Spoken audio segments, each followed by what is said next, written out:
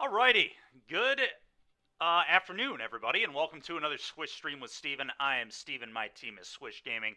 If you enjoy the content you see today, please give us a follow on YouTube at The Swish Gaming YT, Twitter, The Swish Gaming, Facebook, The Swish Gaming, and Twitch, The Swish Gaming. As usual, let's give a big shout out to Daybreak Games for allowing us to be part of the content creator program. That's awesome, really cool. We greatly appreciate it. I would not get to play a lot of these interesting brews if it were not for them, because I would certainly not have the courage to do it on my own account, especially how the last few competitive events have gone for me on that account. There's no way I'd be trying to spew play points right now. Speaking of that, sorry to everybody that I didn't end up playing on Friday or Saturday. Kind of just wasn't feeling it, to be honest. We played a couple challenges last week. I didn't do great. I was a little frustrated. Kind of just wanted to take a few days off and just chill. And I think that was probably pretty good for my mental, honestly, to just relax and kind of chill out. But anyway, this week's going to be really cool. We got new cards coming out tomorrow. I didn't even realize a new set was coming out, to be completely honest. I guess I've just had my head in the sand. I don't know. But anyway, so tomorrow I think I'll be able to start to use those. Again, thanks to Daybreak Games that we have this account that we'll have access to all that. So we don't have to worry about getting the cards. We'll just have them. There's some new cards that I'm really excited to try. Honestly, I need to review the set a little further and see if there are some others that I want to try. But today, we are going to continue what we were doing the last few weeks, or I guess last week. And we're going to try this Enigma Jewel card, but we're going to try it with Eldrazi Displacer, a card I haven't played in a long time, but I really love this card. For those who don't know what it does, it's a 3/3 for 3. And then it's got an activated ability of 2 and a waste. Exile another target creature and return to the battlefield tapped under its owner's control. So we can use the Jewel to use this thing's ability, which is pretty awesome. So really, it's going to be like 1 mana flicker a thing. And tomorrow we got that new Swan coming out, which will be kind of cool. Displacer. It's kind of lame though. Once you Swan a Displacer, you can't Swan it again. And I really wish that Swan had more than 3 toughness. But regardless, a cool card for a deck like this potentially. Obviously, it's good with Bank. The Jewel is good with Bankbuster, good with Tome. It'll be pretty good with Cryptic Coat. You may wonder why I have Clever Impersonators in the deck. The reason we're trying Clever Impersonator is it's a way that we can kind of compete maybe with Vein Ripper, is my hope. We can either cast Clever Impersonator or we can flip it on a Cryptic Coat and then blink that with a Displacer, and then we get to copy a thing and play, which is kind of cool. We can also use it to get multiple Cryptic Coats. We can displace an Impersonator and then have it become a copy of Coat, and then we can displace the thing that the Impersonator, the new Coat, puts into play, which is why the deck is basically all permanents, which is why we have Baffling Ends in the sideboard too. We don't have many hard counters, just permanents. But anyway, I'm pretty excited to do Eldrazi Displacer Cryptic Coat shenanigans with some of these cards. Hopefully it works.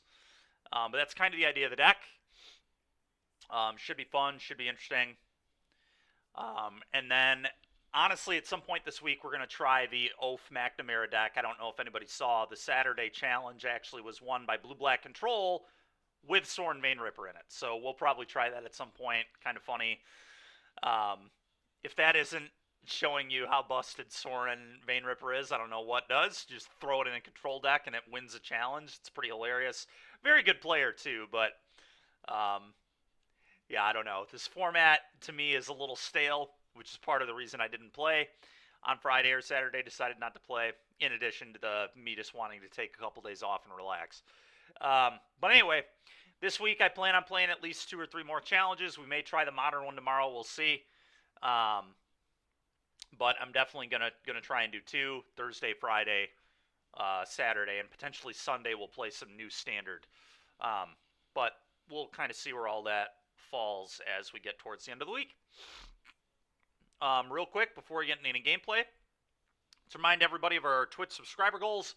Once we hit 50, we're giving away an Outlaws of Thunder Junction booster box. Once we hit 75, we're giving away a From the Vault Realms. And once we hit 100, we're giving away a Lightly Played Tundra. Pretty cool stuff there. All right. With that all being said, let's rock and roll.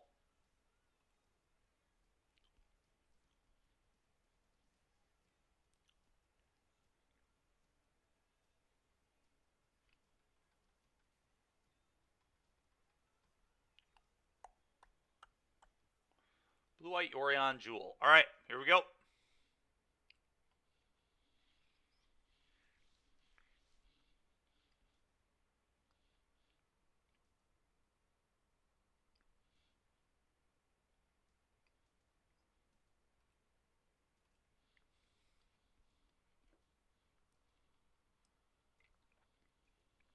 Uh,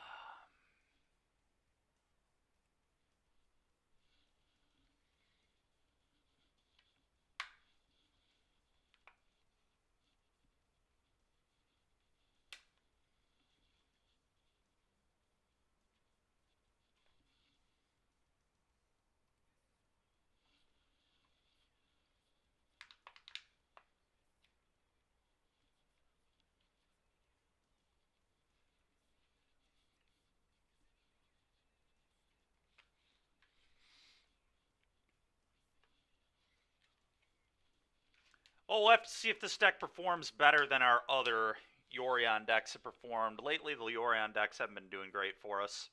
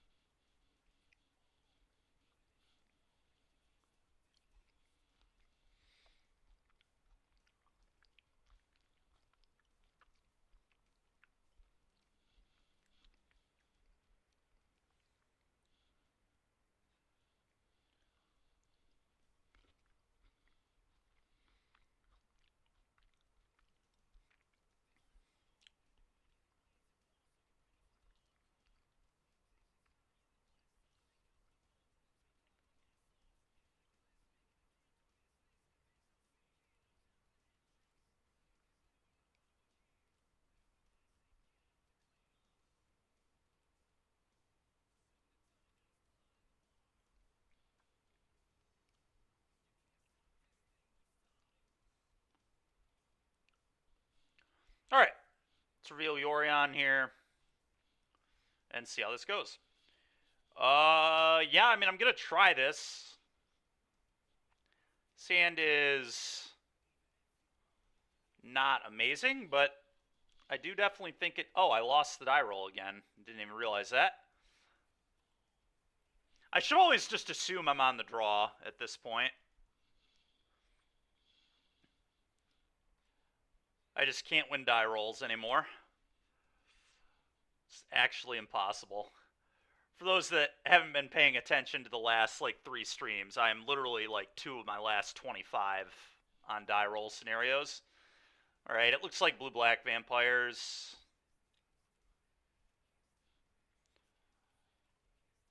Which is not great. I do have Clever Impersonator, so I can copy the Vein Ripper, I guess, but they'll probably just Sheoldred's Edict me. I guess I have Buster to protect, but... Okay.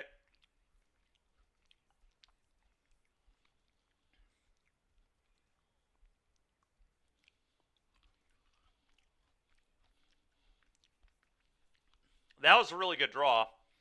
I'm just going to leave up my mana and pass.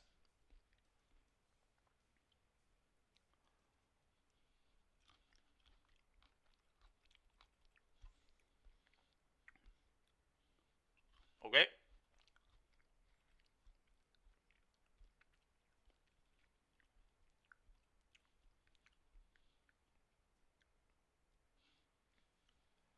Okay.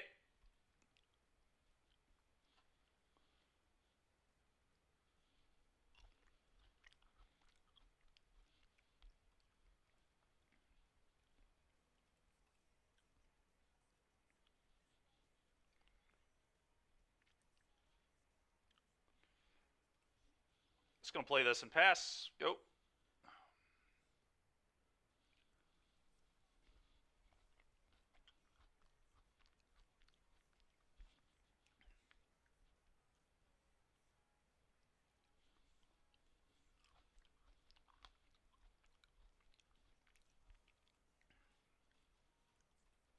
I'll counter that.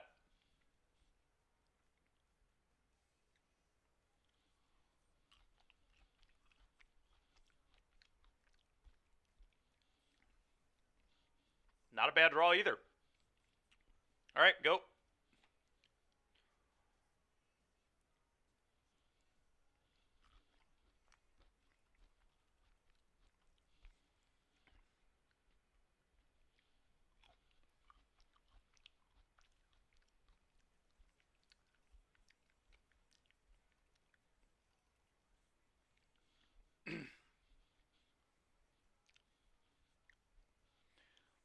Okay. That's an interesting one. I think we just say go ahead. It's going to continue to leave up crab.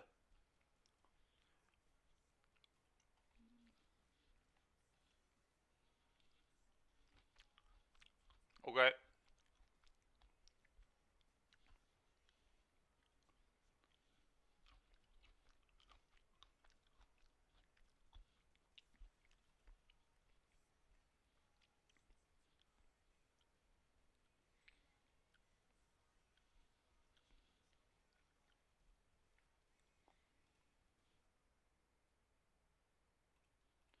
Okay, let's do this.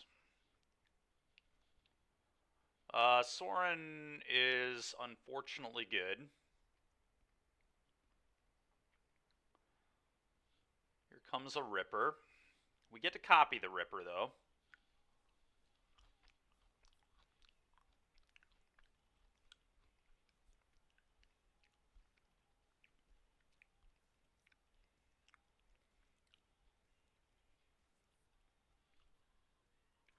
What up, Logan? How you doing, man?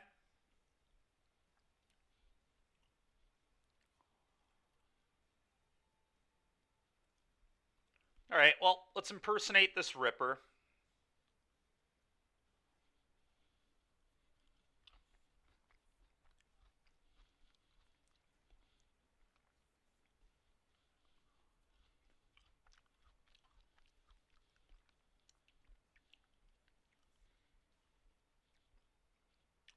I think I just want to keep leaving up crab.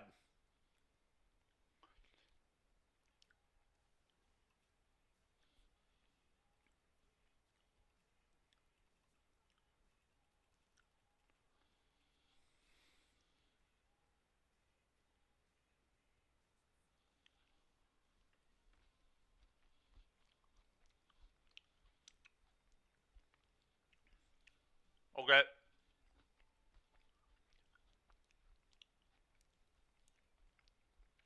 Sure.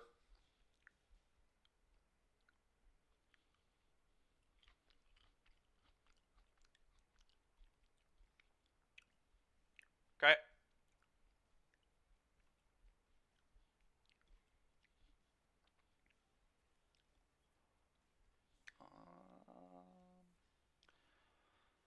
Hey, probably attack the Soren, I think.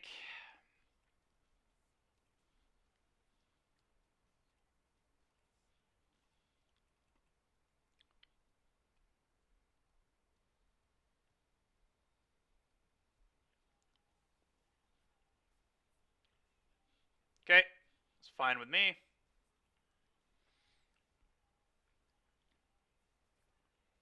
Yeah, yield to all this.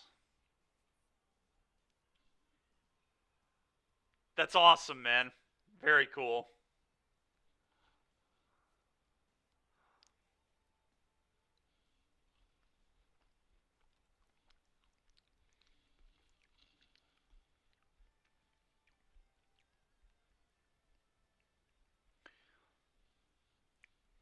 All right, I think it's time for a Cryptic Coat.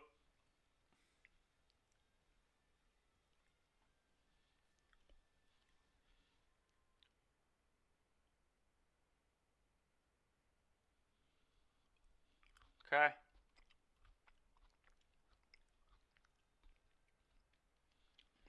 Hmm.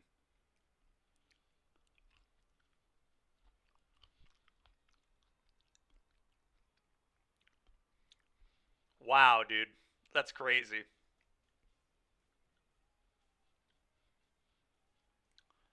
Unfortunately, now I think I just have to pass.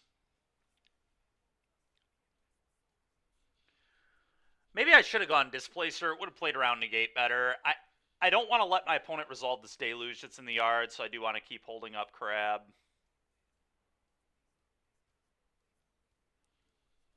Okay.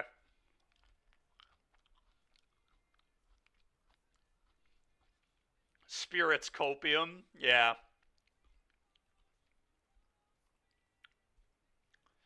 So they probably have a fatal push here. I'm not even going to crew and block, I don't think. That's fine.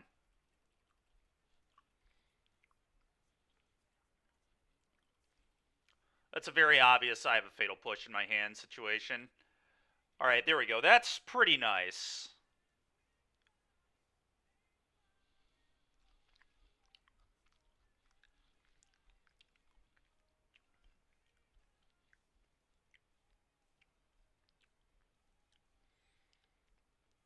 I should probably deal with this Sorin now. I guess I just do this.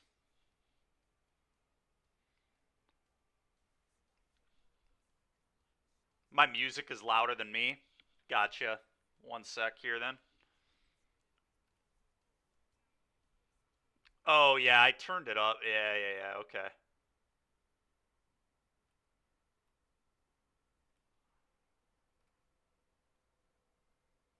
All right, how is it now? Better, hopefully? Can you still hear the music?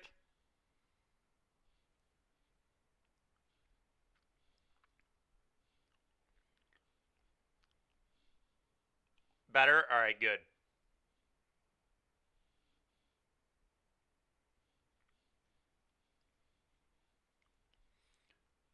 Could just play a coat here too, honestly, but don't know if I love that. I don't love the apparition play because then they just get a 3-3, but with the fatal push that I know they have, I could just play a Lesh. I don't completely hate playing a Lesh here. Then I don't get to get the Jewel going, though. I kind of want the Jewel down this turn.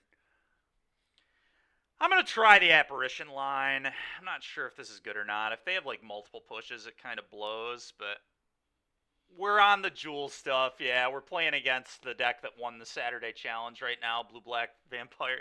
Blue-black control with vampires in it. A real classic. All right, go.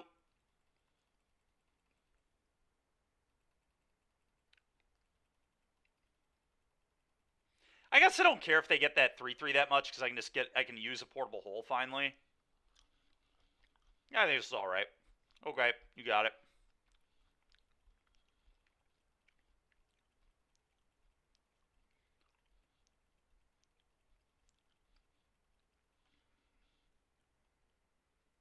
Okay.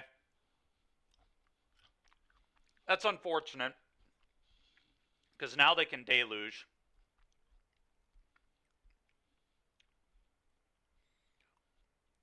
Clearly, which is what they're doing. They played around it pretty well. I agree. I mean, I assume they'll have another push, but yeah.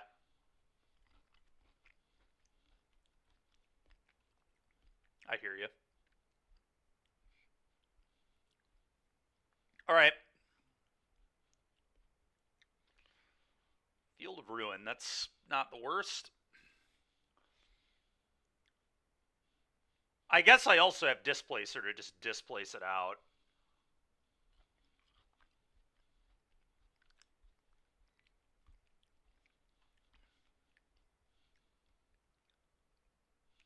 True.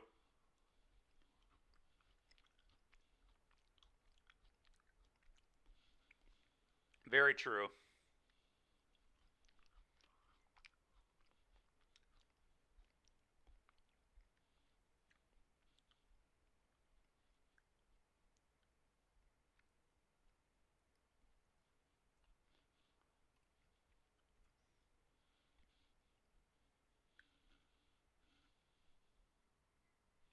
Field was a nice draw, yeah. Thing is, though, I don't really want to field yet, I don't think. I mean, I guess let's start here. If they negate, I'll counter. Okay.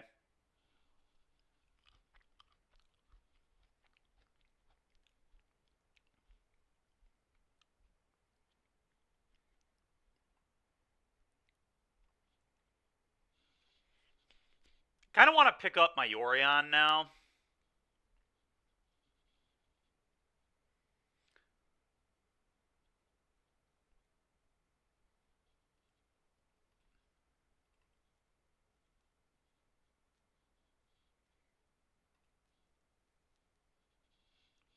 Alright, I'm gonna pass.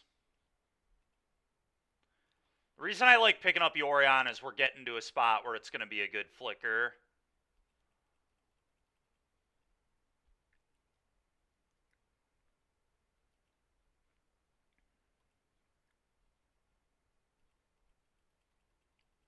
There's like some argument to counter that with Crab, honestly, but yeah, Deluge is fine.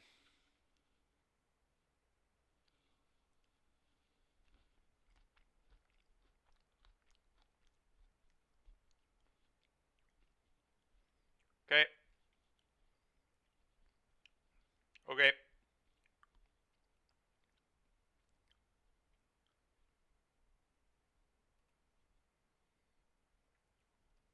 Okay.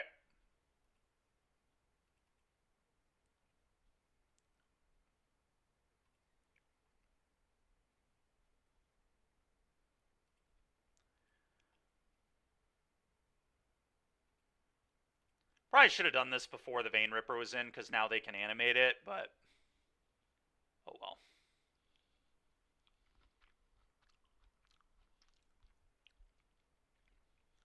Well, for some reason they didn't fire up. Feels good for me.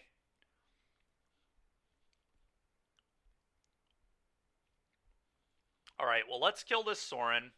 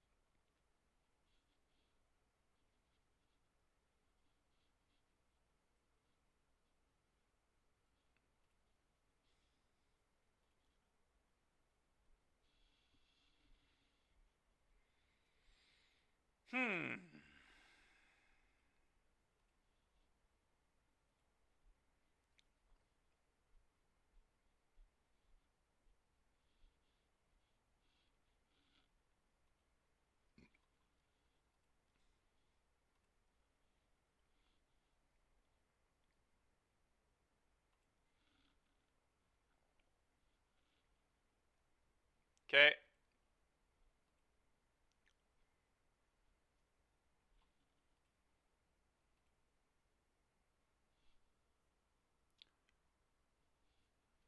That's fair, man. I'm not sure, to be honest.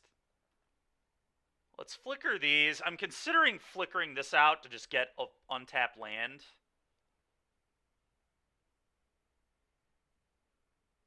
Kind of like that.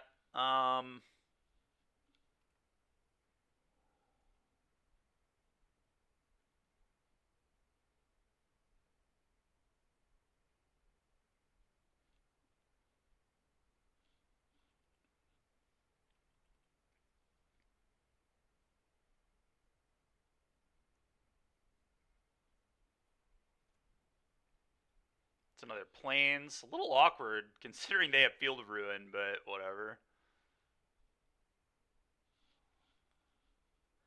Sure. Honestly, I might counter this. Problem is they have another Deluge, though. Yeah, this is fine.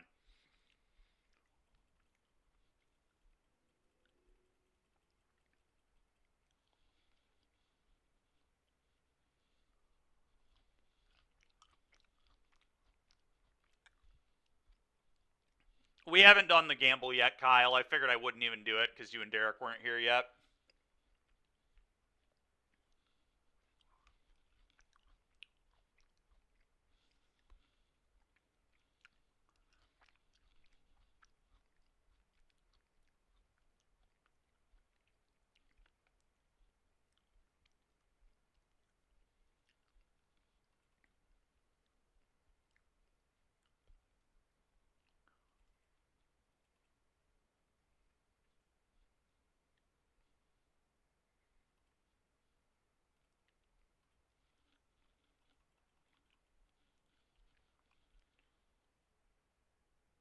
Okay. Yeah, I'll just take it for now.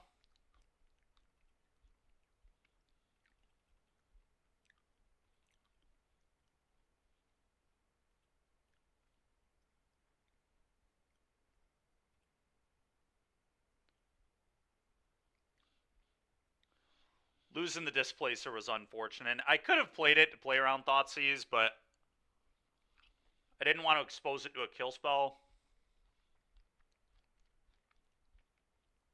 Because I didn't have 3 mana until the Flicker had happened, until the Plains came back into play.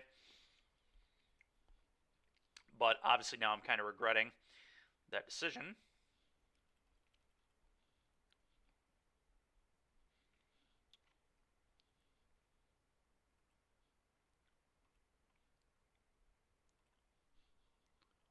Really cold this Ripper. Yeah, I know we are.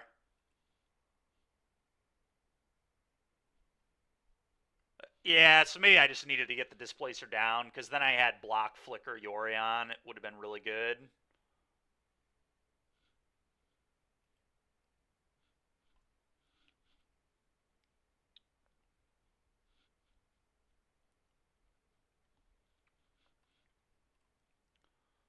So that's a little unfortunate.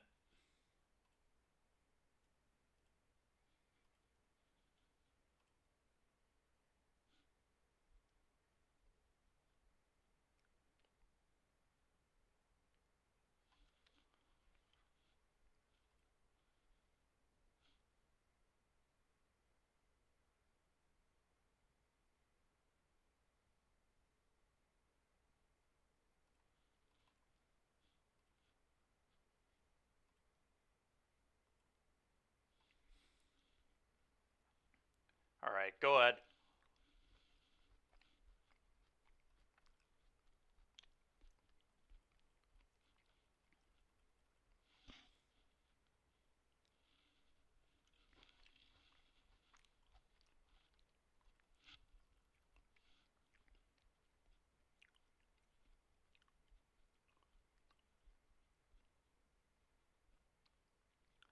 Unfortunately, I think I kind of have to block.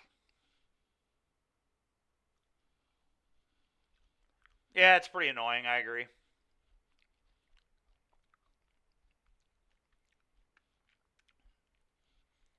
I agree. Getting old. This format is getting really old. Let's hope the new set maybe changes a little bit, but probably won't.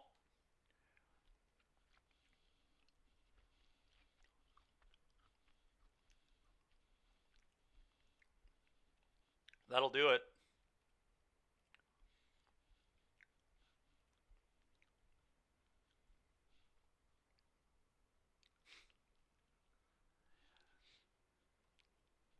I could see that for sure. Definitely could see that.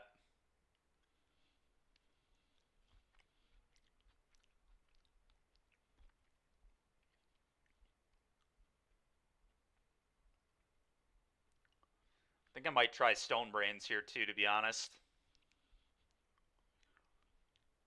I don't like Apparition very much at all. I'll keep like 1. Let's try this.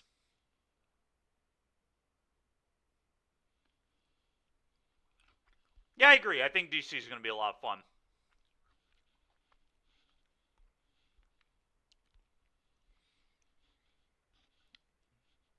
I mean, I like playing Pioneer, even though right now it's definitely a little stale.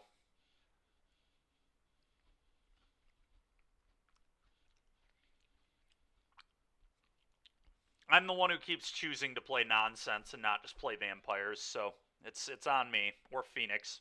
Phoenix is another deck I should play a lot more than I do. We'll try it. It's not amazing, but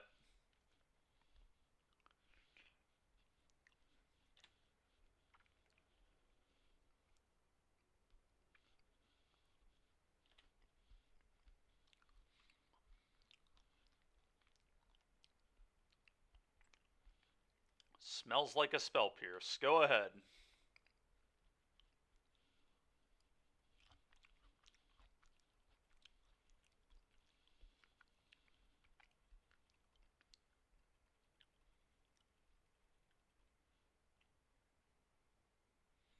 Speak of the devil. I'm not going to let them resolve a deduce if they have one. It's getting countered.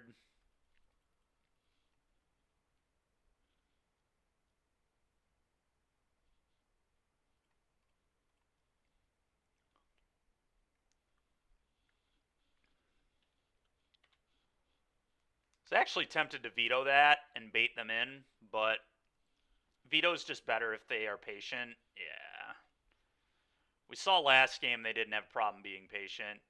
I guess I could have gotten the code in, was the one upside.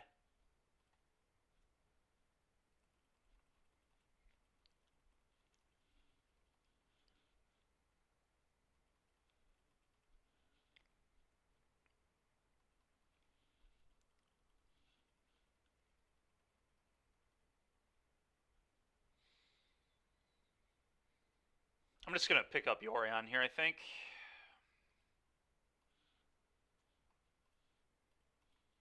Go.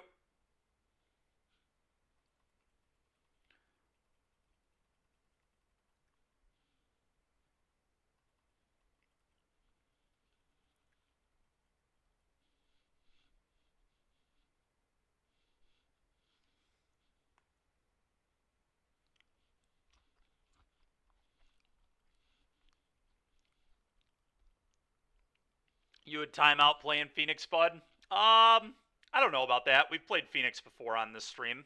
We 4-0'd prelims with Phoenix. In fact, I think the last time I played Phoenix, I 4-0'd a prelim, and then I just never played it again for some reason. And that was like a year ago. I can't really tell you why I never picked it up again, but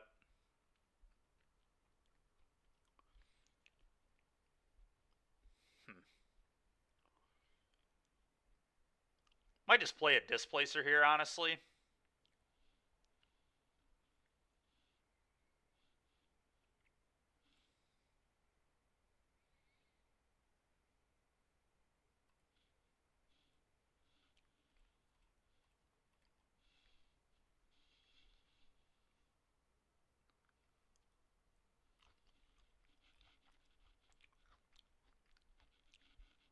Yeah, I'm just not a best deck guy, man. I just don't like playing the best deck, and Phoenix has been kind of the quote-unquote best deck for a long, long time, or at least has been in the top 2 or 3.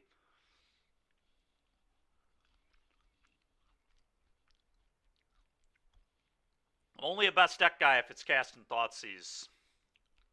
Big Thoughtseize gamer here.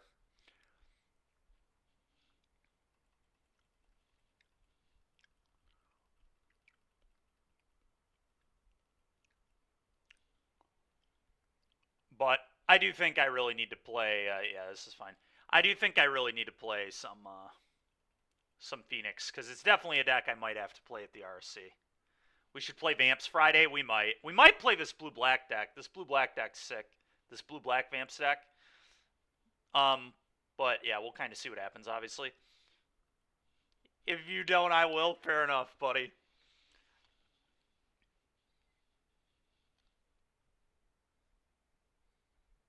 I'm going to try and play a coat.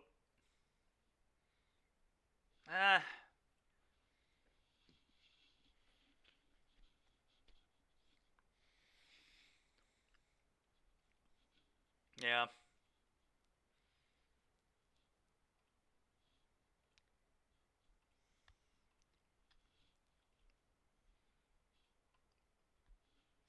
Do it this way. I think I need to fight here. Unfortunately. Oh.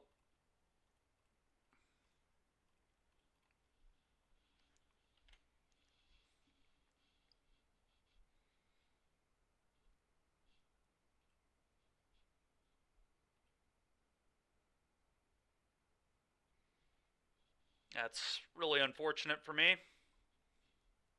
Jeez, dude. Well, that couldn't have gone, like, any worse than it did, I don't think.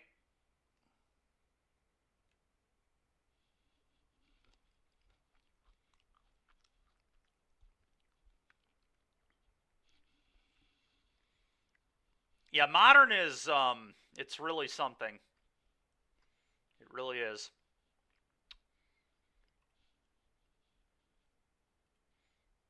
Do I just play a crab?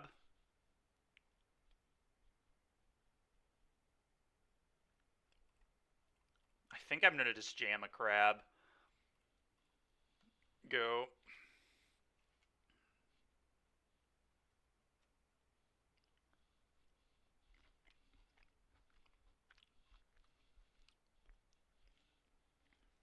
Okay.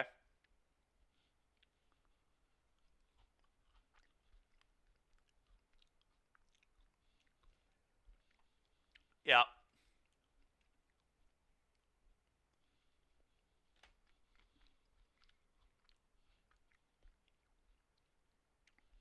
Yeah.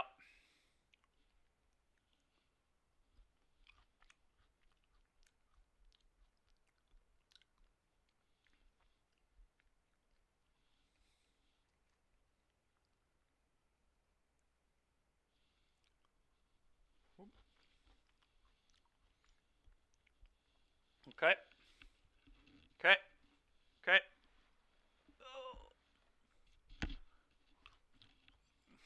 Right on time. All right, let's just move on. I don't want to deal with it. All right, that's a rough start.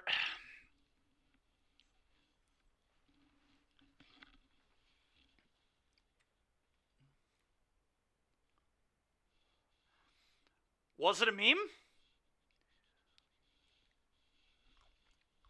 Oaf is just really good, man.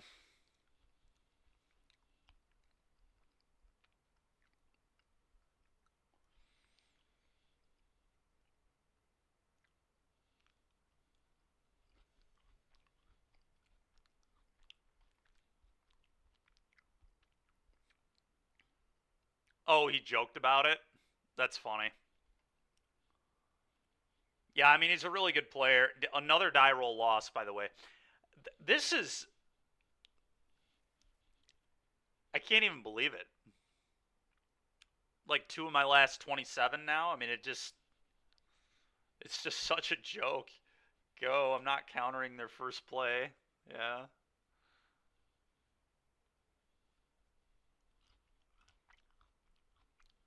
Okay. I just know he's really good.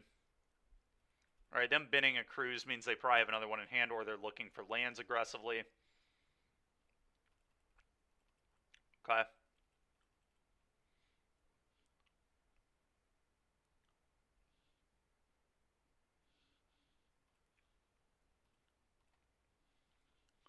Go.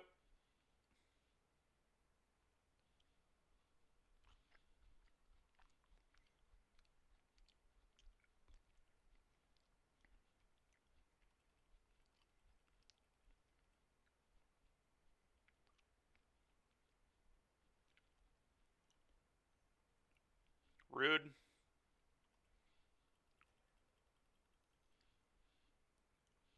Absolutely not.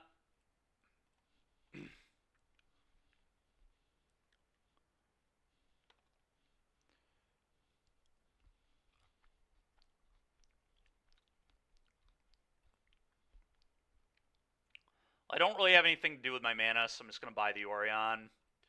I could bluff, but it's just not worth losing 3 mana, I don't think. If they have cruise, they have cruise. Like, I can't do much about it. Which I do assume they might have, but... Okay. I don't care about that. I have Portable Hole. Okay.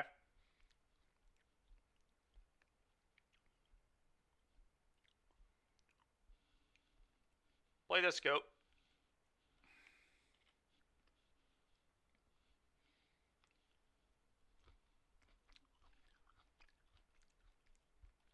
National Wing Day, huh? Nice.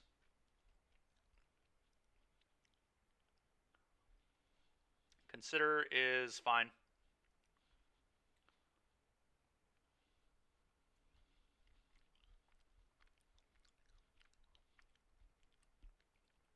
I could flash this into a Pierce, but I think that seems really stupid.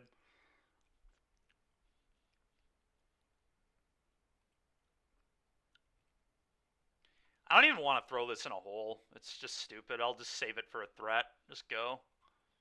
Probably should have played Tapped Hallowed Fountain, but whatever.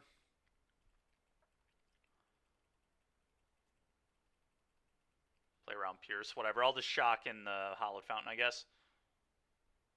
Go. I should have 2 more life than I do if I were playing better, but...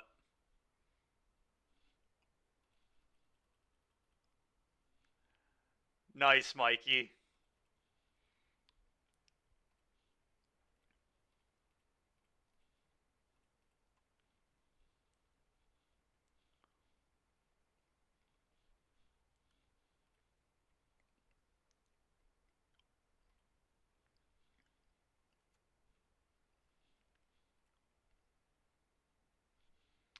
Attack you for 2. Guess I should have made another one right away, but we'll be alright.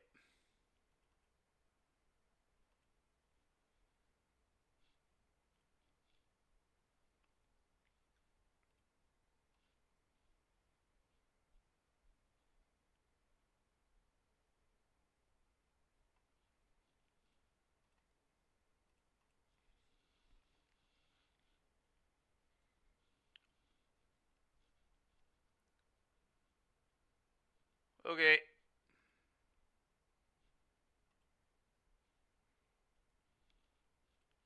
Play this tapped, I guess. Go ahead.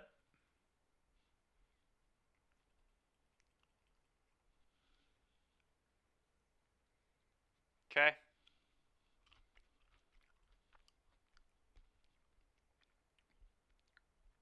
I may Otawara the Emperor back to my hand if they try to Phoenix attack it.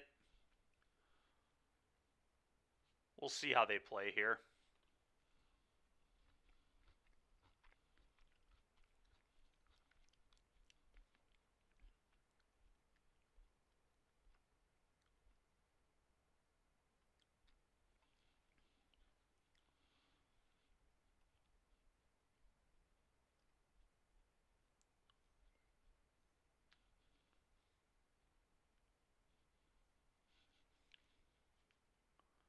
Okay.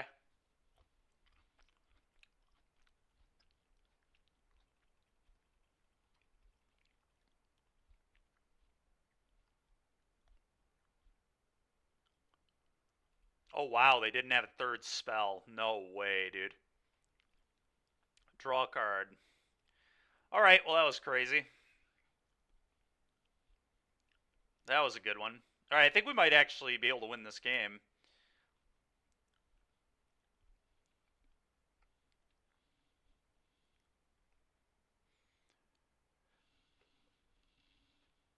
I guess I play Coat, and then I'm going to Yorion. I don't think they have Pierce, because they probably would have pierced their own thing to get their birds back.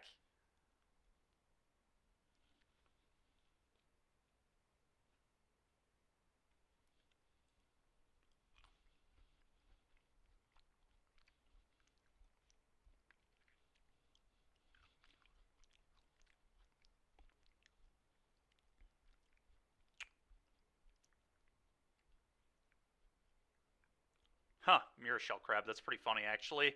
So I'm going to Yorion that out. That's great. All right, plus, doesn't really matter. Play field, play Yorion. Let's scry before I do this. Another Apparition is probably fine. I'll top that. Yorion, cast.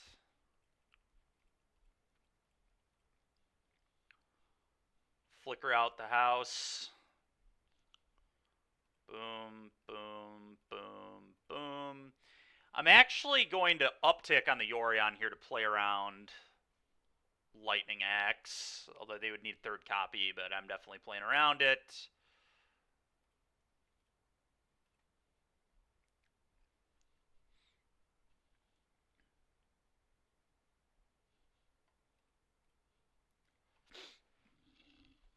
All right, what do we got? Apparition. Oh, right, I knew we had an Apparition.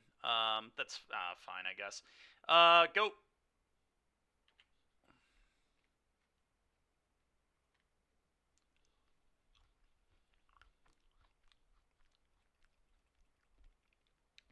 feeling pretty good here, I think. You know, I say that, but they could just cruise me twice, and all of a sudden they'd probably be ahead.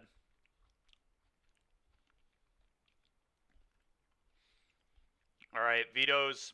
I'm going to bring in Stroke. Also going to bring in Stone Brains, I think. Yorion blue-white pile of trash. Yup. Yeah, Chainsaw. I flickered it. I flickered it off of Yorion. I cryptic coded it into play and then flickered it as the 5/7.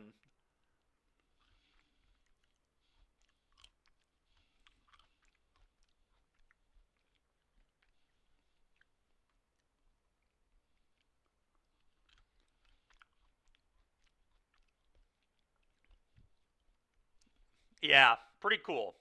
All right. I don't love a Lash. Hard for them to kill, but I think just kind of a bad card.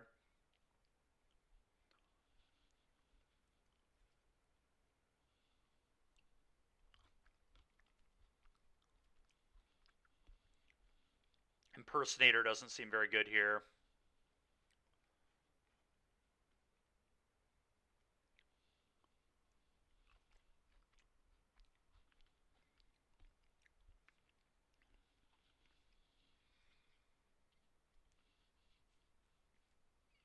I don't know what I think of Displacer.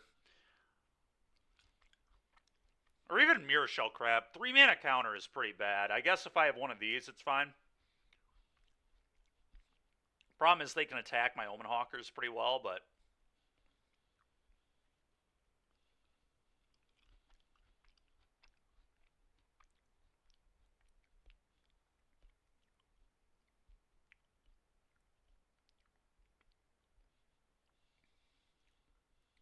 Stroke could be a little narrow, but I think it's like fine. It gets Cruz and Drake.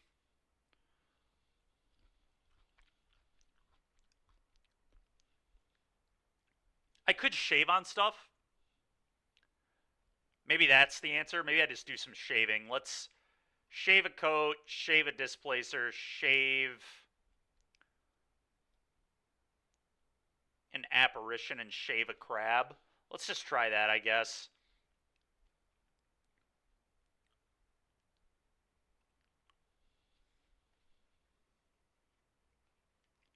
It is sus, man, but sometimes you don't have Dispute in your deck. I don't know.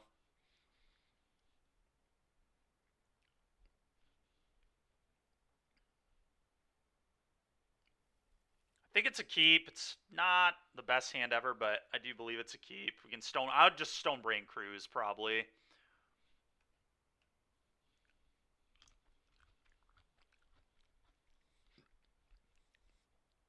If I am so able. Go ahead. Imagine if they have Pick Lock, they'll do it right now.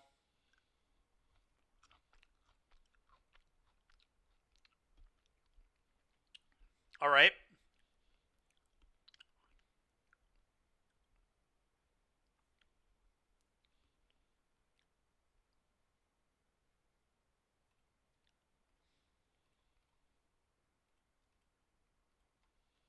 Go.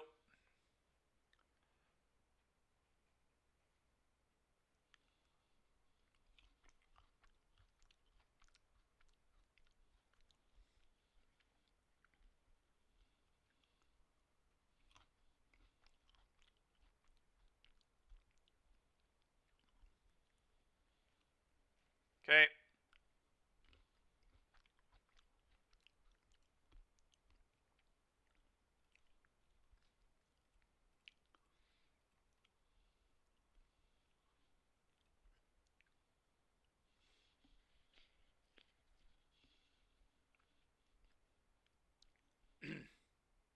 Okay.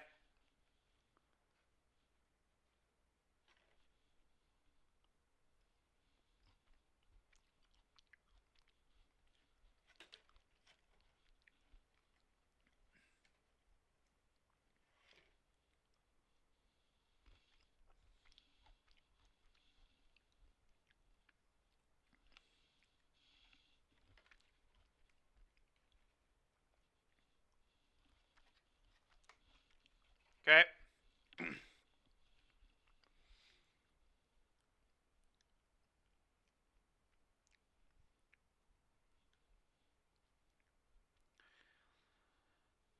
All right. I think I just rip Cruz out of their deck.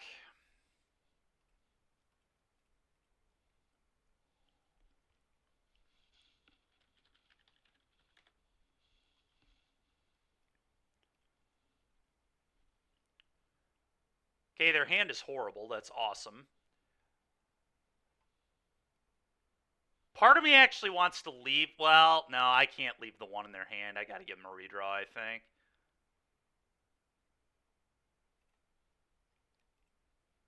All right, so they have 2 Drakes, 2 Peasies, 4 Shredders, a Borrower, 4 Phoenix are their threats. It's good to know. And the Pranksters, which kind of count.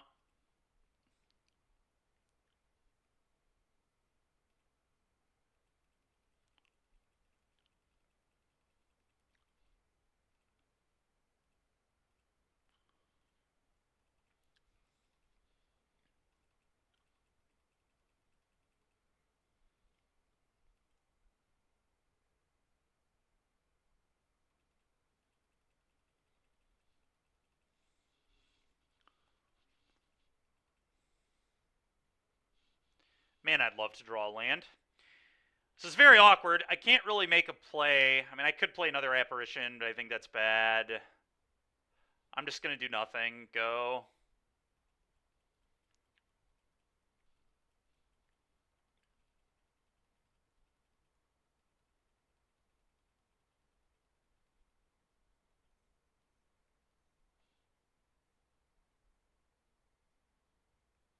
That's so lame that I can't counter that. Okay.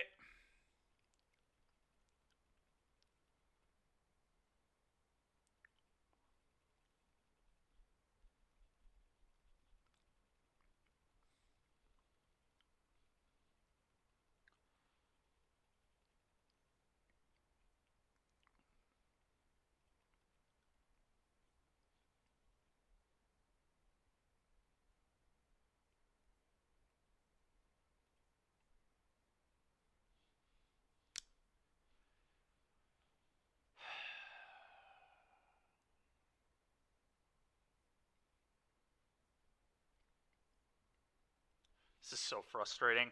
I think I have to just pitch a Displacer. I can't play into these counter spells. It's just not good.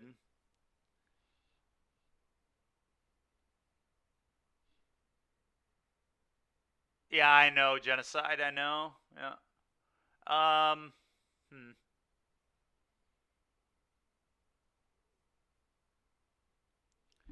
I guess I can just play a creature and let them dispute it. I guess that's what I have to do. Force dispute out of their hand, and then I can play another one.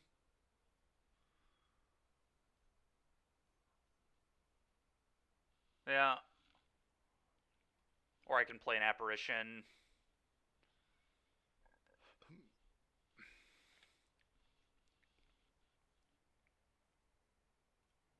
So they have Negate, Spell Pierce. That's all I know. Okay. Well, I'll be eating the Phoenix, I guess.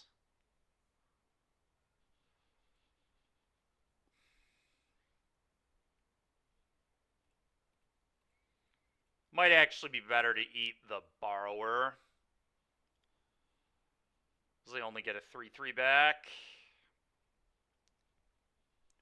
Go.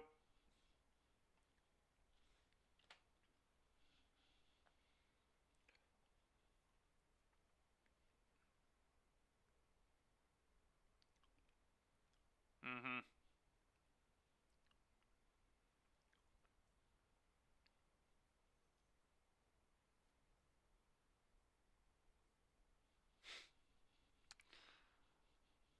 Uh,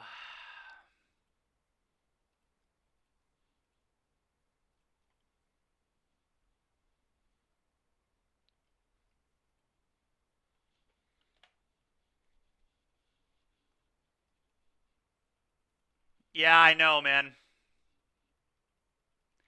They do belong in this deck, actually, very much. You have to play them. We're a Jewel Omenhawker deck, man. We have 12 one-mana plays. Um...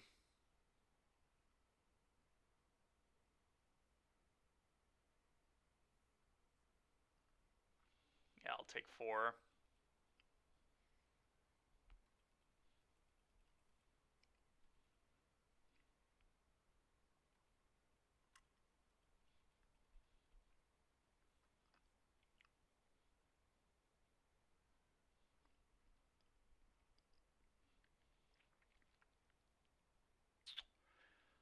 Well, we're not dead. It's the good news. Actually. Oh, I can't play a spell. If I play a spell, I lose. Because they can cast double spell and then kill me. So I just have to pass.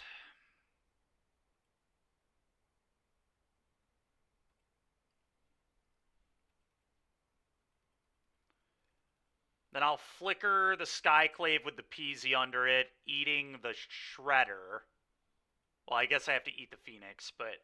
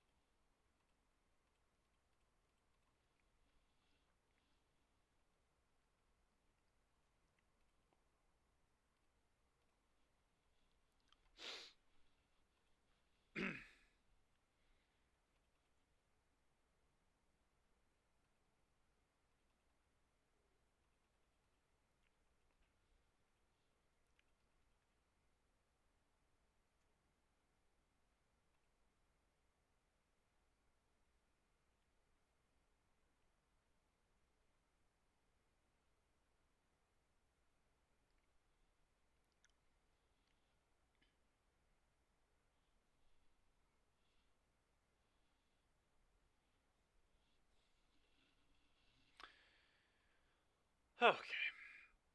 Man, dude. Gosh. It's so dumb, man. This game has been so garbage. At least they're flooding, too, but come on, man.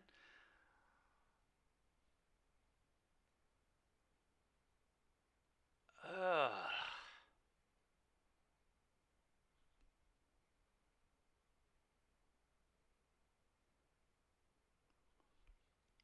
Again, I kind of think I just pass.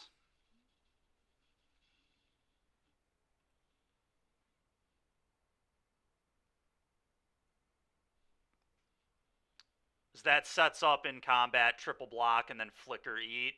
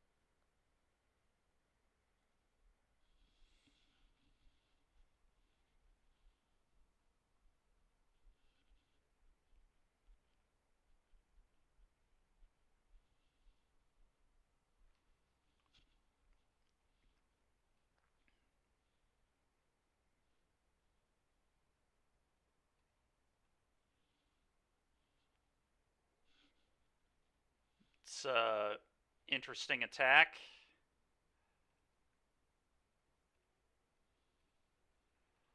I don't quite get this.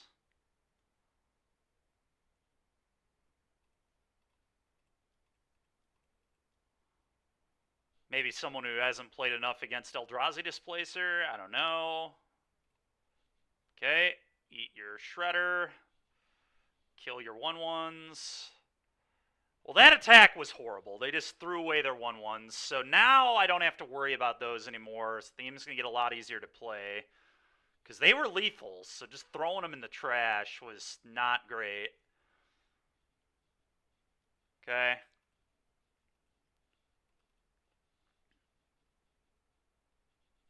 Alright, I mean, that was a good draw, actually, finally. Okay, I'm just gonna play this and leave up my counter magic, I guess. And then leave up a flicker.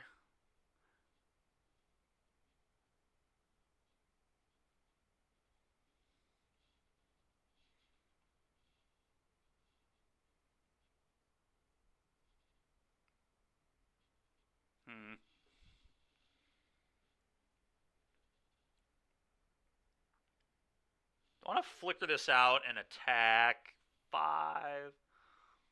I'm probably going to flicker this out anyway, although I guess I don't know.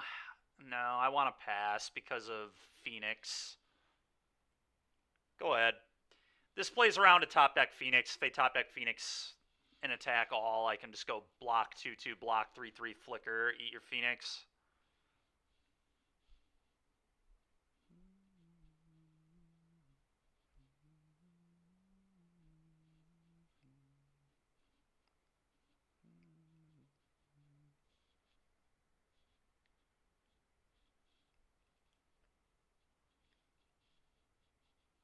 I'll flicker that out.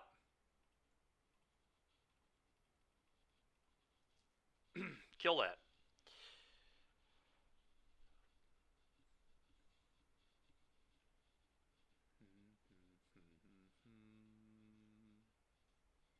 Okay.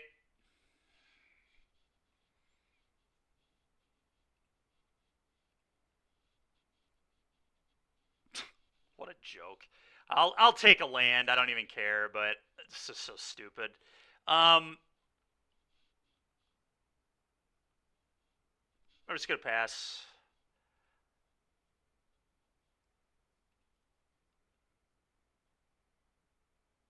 Actually, I have double flicker available, which is good.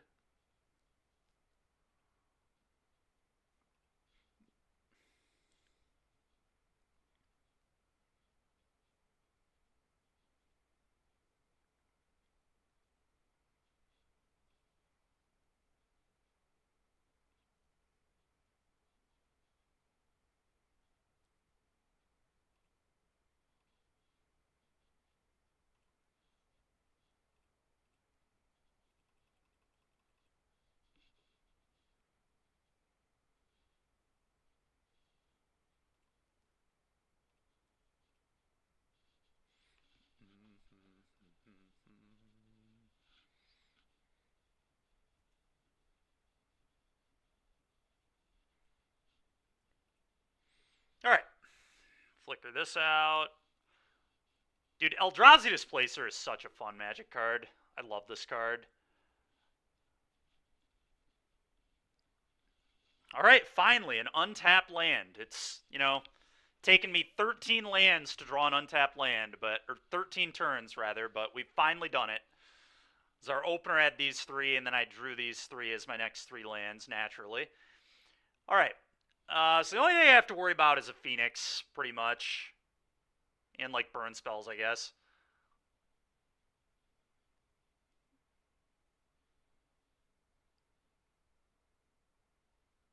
So if I flicker this out, and then attack for 7, how good is that?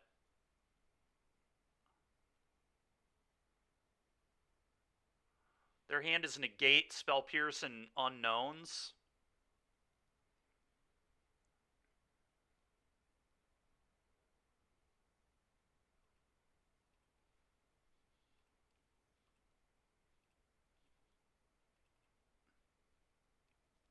Oops.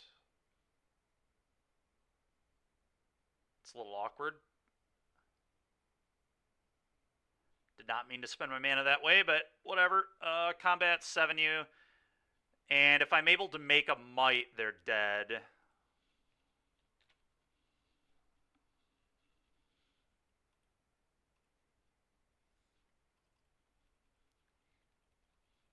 Go ahead. What a crazy game.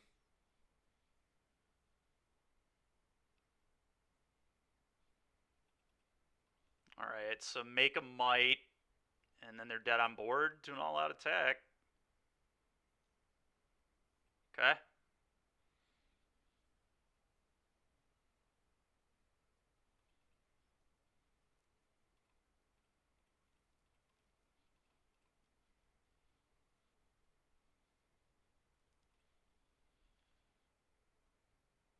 Nice, another colorless source is nice. Alright, combat 9U.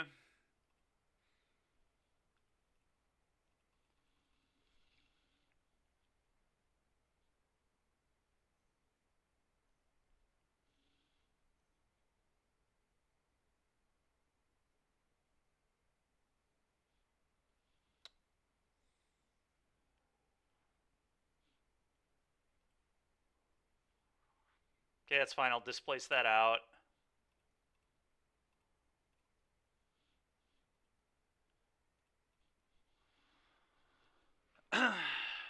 Take 7.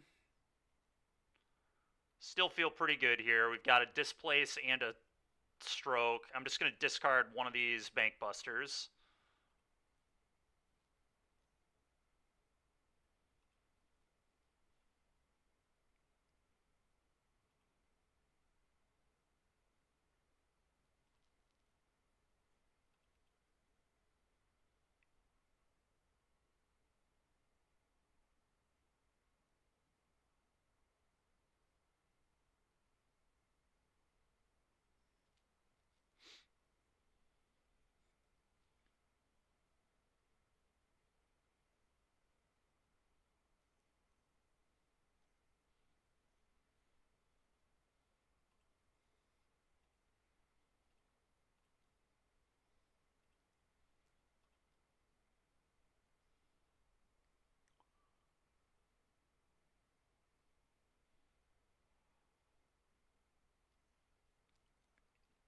Alright, and if I just tap them out here, I think they're dead.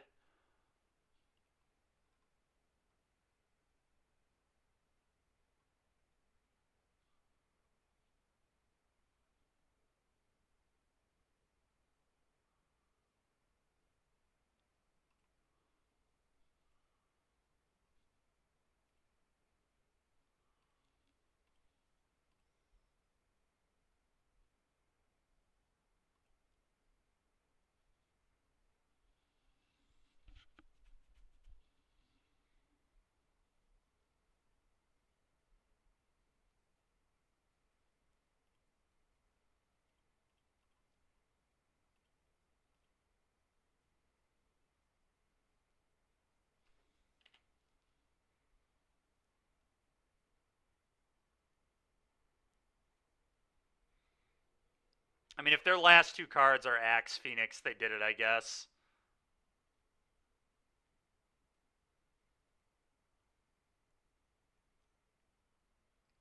Alright, I don't care. Now the game's over.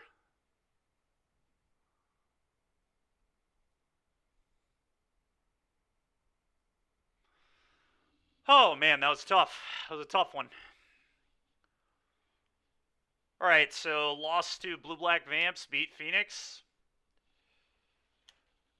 We're definitely getting a good indication of how we play into the meta. Zamalia next? Might as well.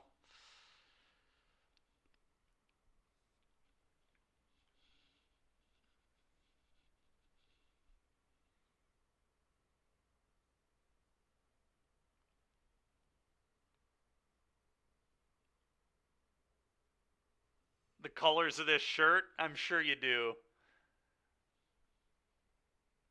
Alright, we lost another die roll.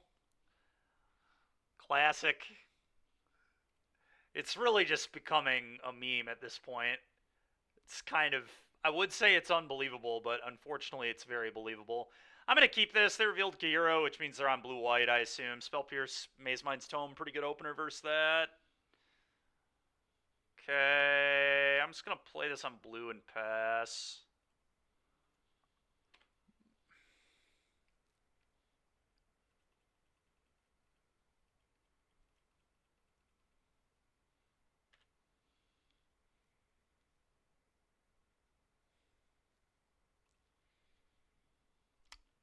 I'm going to play a Buster. Go.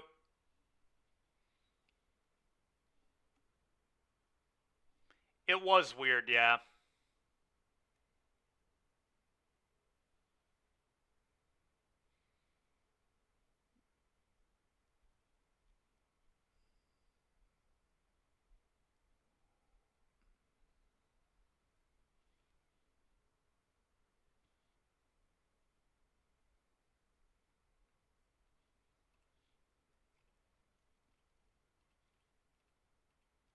Go.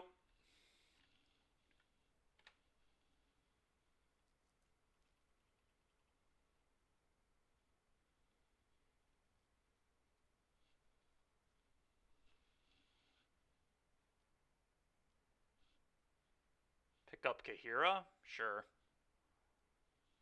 I'm going to scry.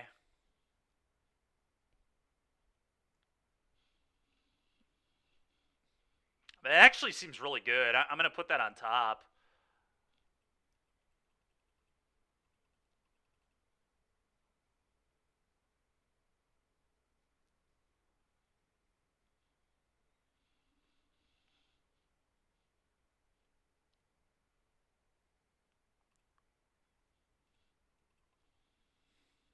All right, go.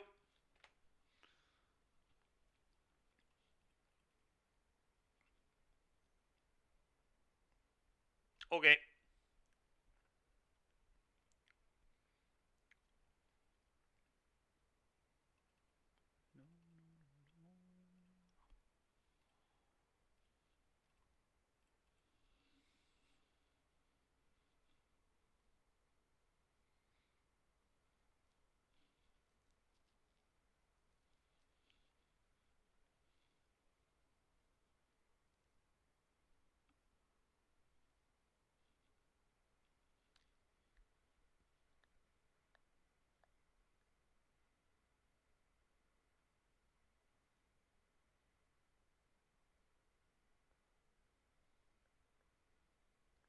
So opponent, all right, the opponent definitely has an Emperor or a Deluge here. That was a nice draw. It was a really nice draw.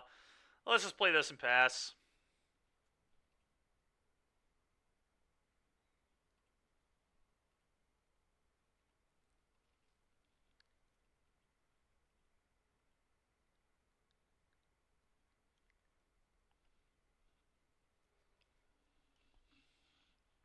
Huh.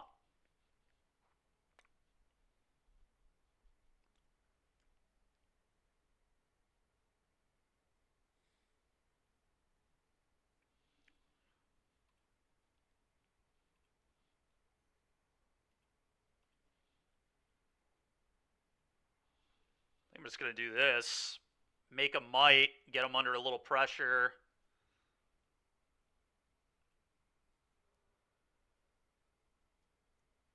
And then I'll draw a card in a moment. Okay, opponent doesn't even think they can beat a might. I'm in. Might too strong. One might too good. All right, well, all right. They conceded the match. I don't know that this win counts at all, but I'll take it.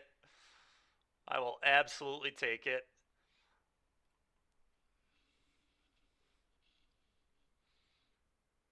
Hey, I don't know. That was somebody who was just tilted, I guess. Our opponent was annoyed of what they were playing against, I think.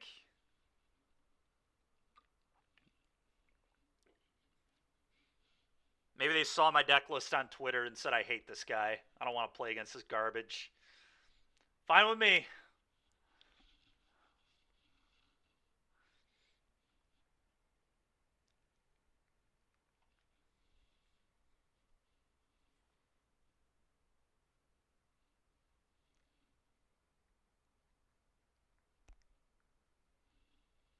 Well, Genocide, they probably didn't have Fountain.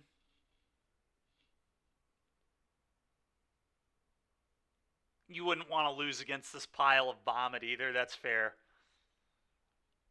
I don't typically like losing ever, so yeah, I agree. I wouldn't want to lose to it either.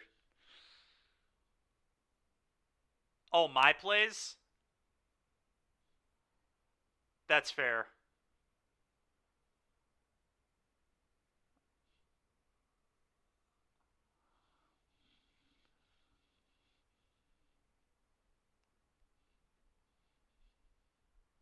They could have deduced Genocide. A lot of blue-white players play deduce, man. Also, it's blue-white. My life total is totally irrelevant. I can just shock it in later, but I don't want to shock it in on 1 because that signals Pierce.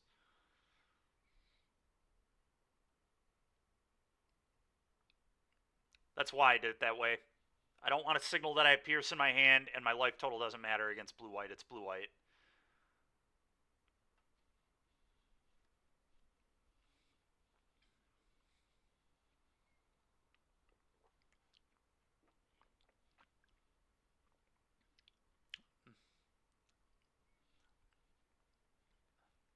That's not true. There was not a 0% chance they were casting deduce. That's, well, you know what, man? I'm just telling you.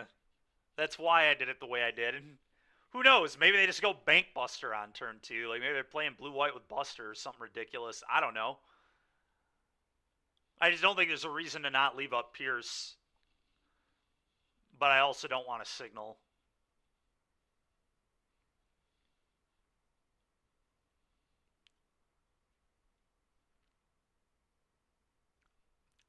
One of my opponents. That's who, Genocide.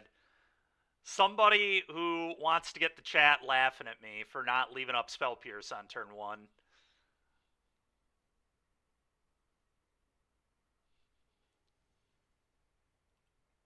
Oh my goodness, we won a die roll again. Let's go, dude. It's been a minute. Well, I'm keeping this. A little bit of an awkward mana situation here, though. This is why we play 4 Seachrome Coast, by the way.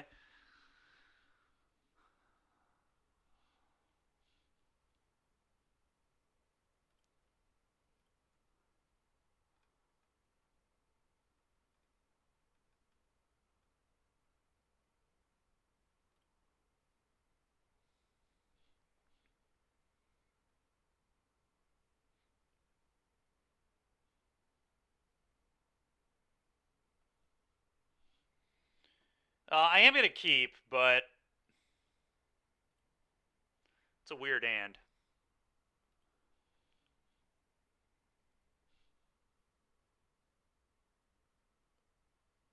What colors are we playing? We're playing blue-white, Genocide. Blue-white.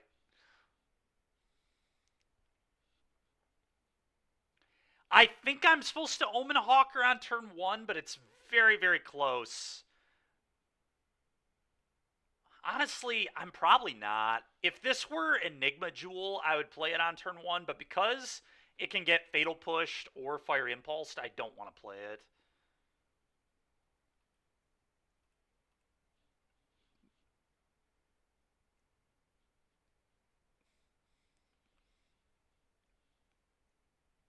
Pride is playing against vampires.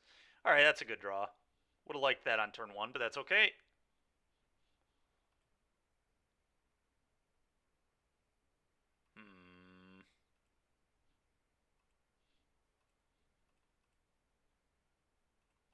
Go.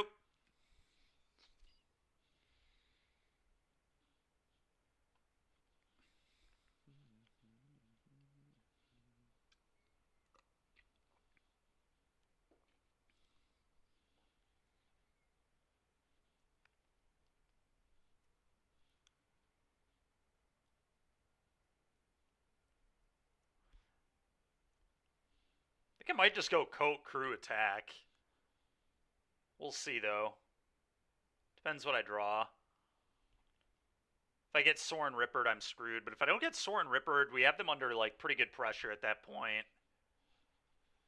Especially with this mana. This also would kill the Sorin if they played Sorin. Yeah, I'm definitely going to coat and attack them here.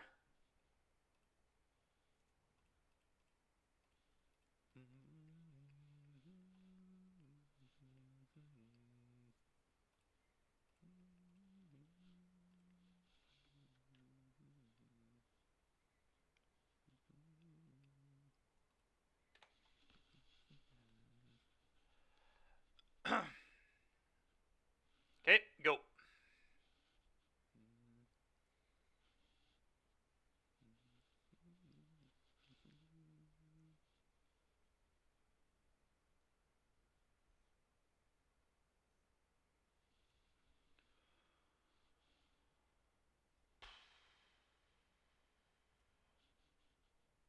Yep.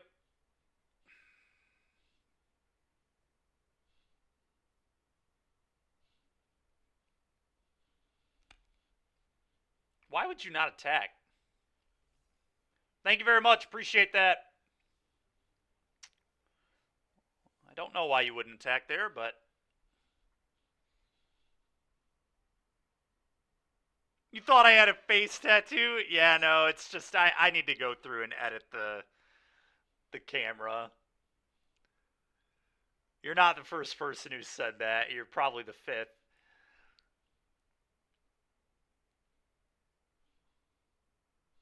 What's under here? Seachrome Coast.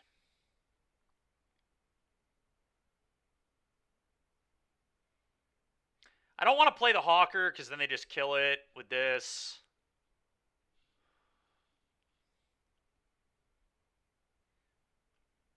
Guess I start with draw a card.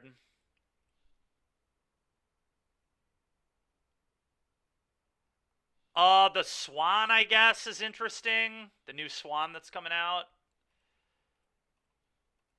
For a deck like this would be cool.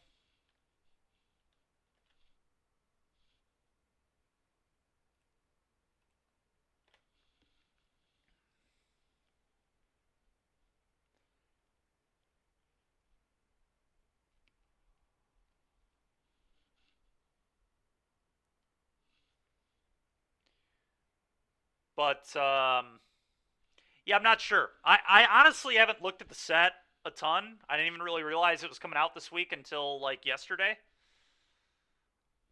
Actually, I guess Friday, because someone said they were doing a pre-release. I was like, wait, what? There's a new set? Like, did not realize it came out this weekend.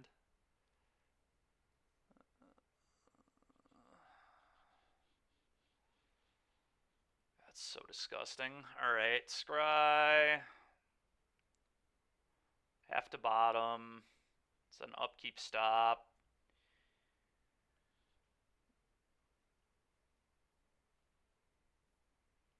Don't really know that I have outs. I don't also have no idea why you'd put the counter there, not there, but sure thing. I guess Wandering Emperor would be interesting.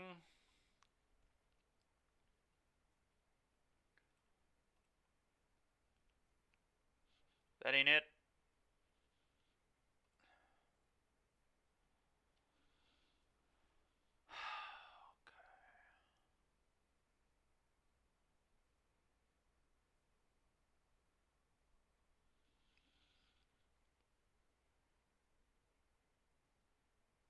Yeah, I think I'm just dead on board.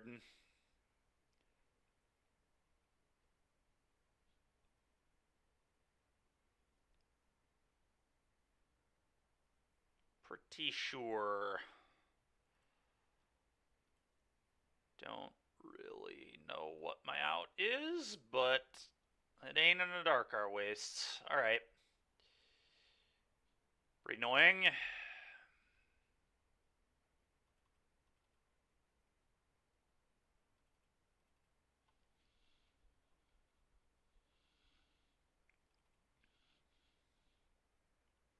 Again, I think Sky App is pretty atrocious. The real reason that card's in my deck is to give us a hope against Mono Green and Amalia. Baffling End is, like, okay.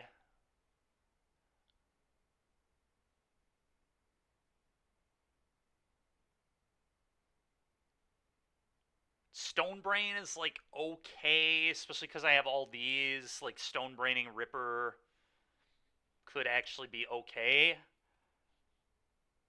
Might be okay with trying it, honestly.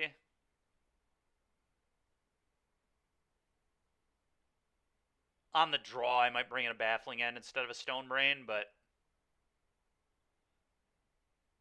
like who knows? Maybe even want more.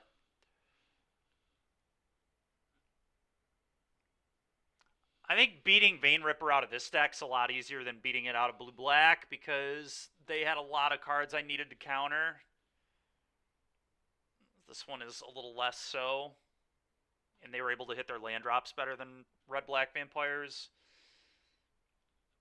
It's like the counter spell plan works better here.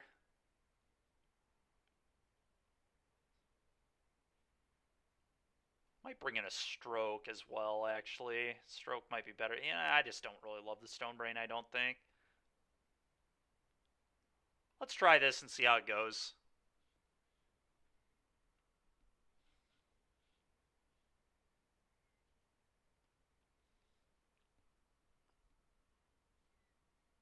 Post Dykeman, Mary. Yeah.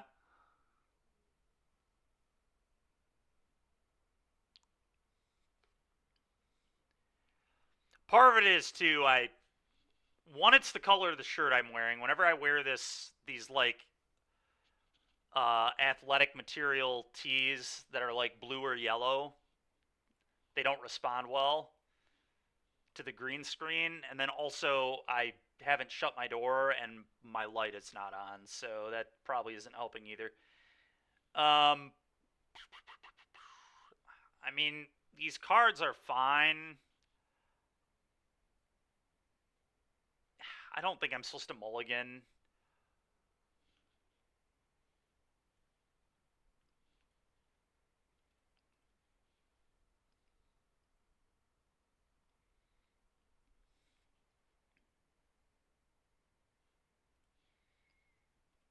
It's one of the worst things about vampires is like this hand is not super exciting, but like you can't mulligan aggressively against the potentially 8 times hand hate spell deck. It just doesn't work.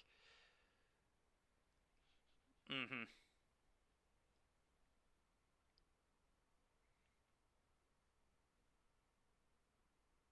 It's why this deck is so oppressive. It's just how do you beat?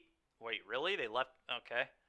Like how do you beat a bunch of Thoughtseizes into Sorin Vainrip? Like you have to draw out of it. It's the only way. That was a pretty good draw, all things considered, but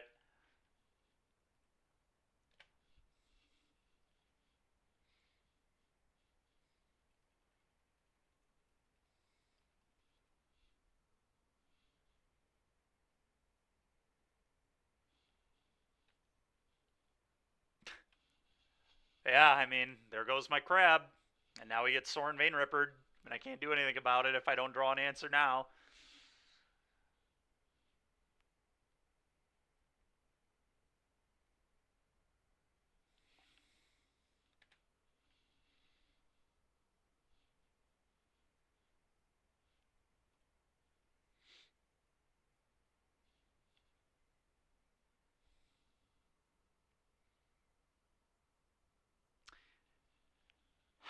I mean, I'm going to pick up Yorion, I think. Don't love the play Displacer line.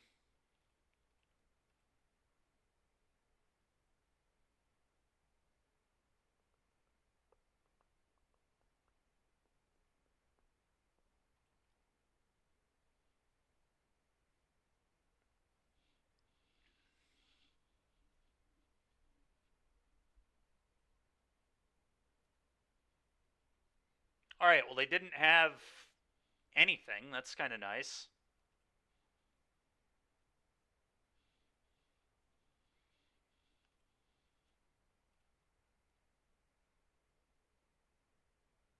Could just play the Displacer, I guess. Eats a kill spell, but then my Yorion won't eat a kill spell. I guess that's fine. And I'm still not bluffing anything. I don't have a counter, so probably just right to do it this way. Okay.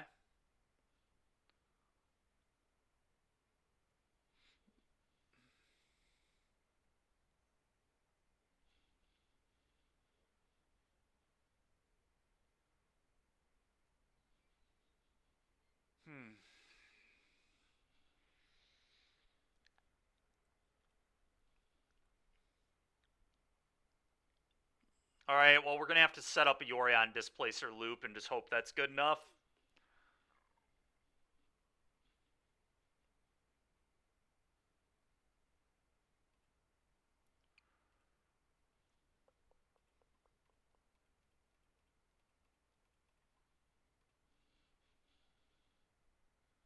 Don't really have another play. Go.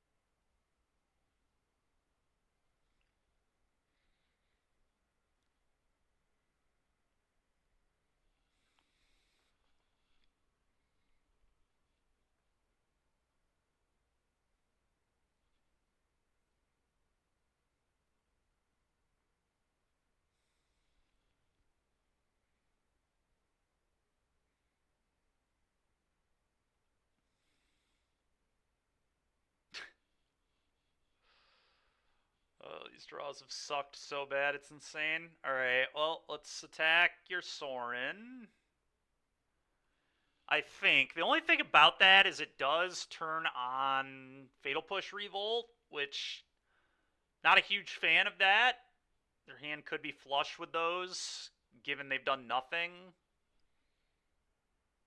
But their hand could also just be Land Bane Ripper #2. I really have no idea. Problem is, I just kind of have to get this off the board because it threatens Helix on the Displacer regardless if they ever draw Vampire, and then I have to blink this before combat, and then they get in. So I think I just have to deal with it. So annoying, I keep drawing frickin' portable holes. It's probably the worst possible draw right now. We had untapped land, it'd be nice, because then I could just get the Loran down.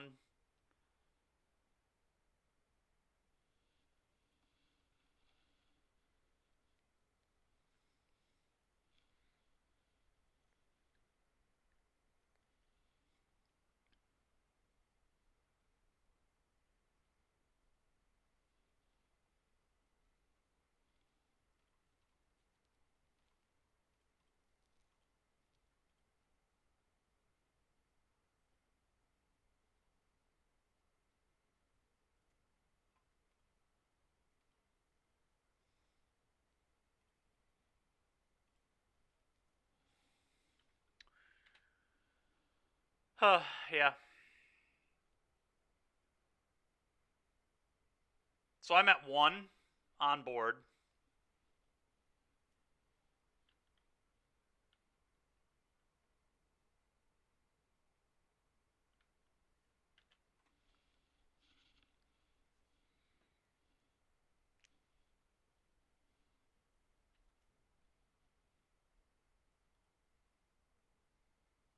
Okay.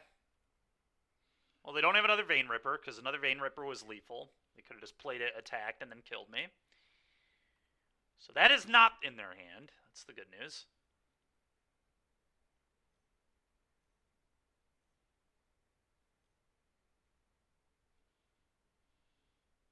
Sure.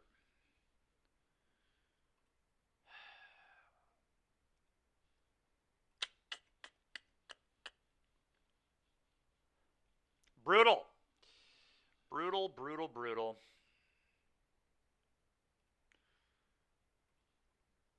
I don't know, like, I could say maybe I should have mulliganed, but my opponent went Thoughtseize, so it doesn't, like, I would have had to have an unbelievably good hand, a hand that is good through Thoughtseize.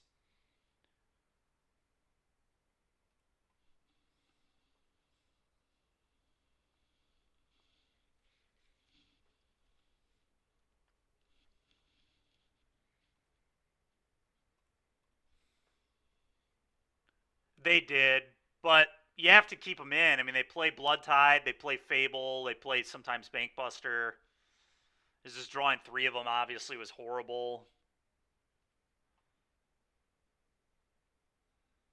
Well, we're gonna keep this. This hand is interesting.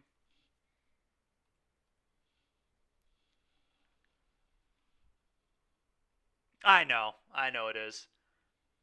Similar to the game where I drew only Bankbusters and like couldn't find a land. All right, well it's vampires again. Here we go. Yep, Thoughtseize. Dude, this deck is so annoying. Vampires is just such an annoying deck. I'm so sick of this format. All 3 of the top decks are just so good. They just feel so much better than everything else. Other than like maybe red. When red like has good draws, red can compete, and when red wins die rolls, but yet again, I'm 1 for 4 in this league winning die rolls, so we continue at about a 20% win rate. And playing red decks when you never win a die roll is not great. The problem is the decks are just so good that just doesn't work. I mean, dude, look at the top 8s of challenges. Like, it's just so obvious that, you know, that just isn't enough. I mean, Amalia, Vampires, and Phoenix are just like the only, like there's like one other deck, maybe 2 other decks that squeak into top 8s of these events, and then like nothing else wins. It's just so silly.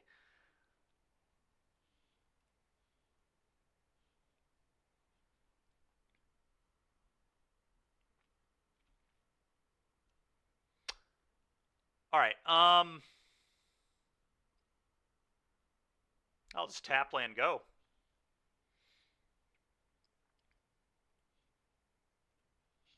Go.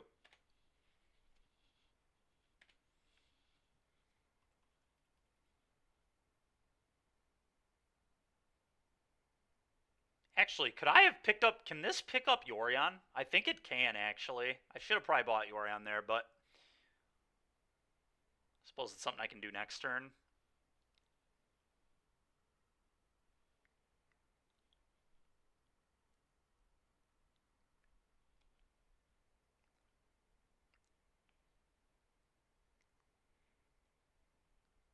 I like picking up Yorion was like of massive importance there, but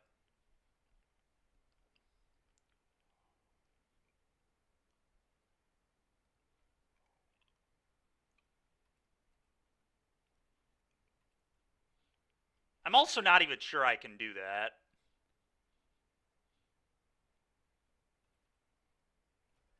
Rude.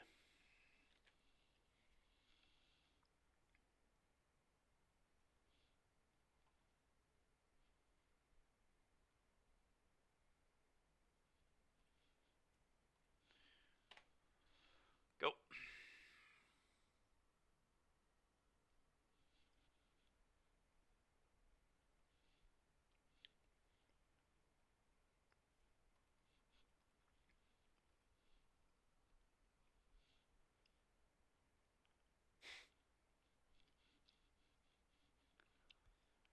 Okay.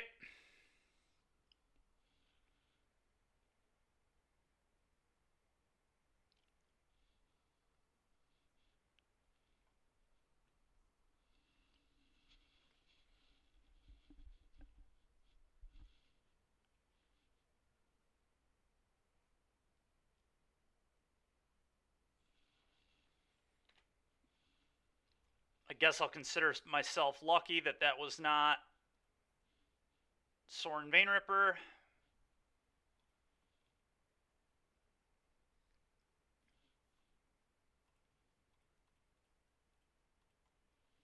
Go.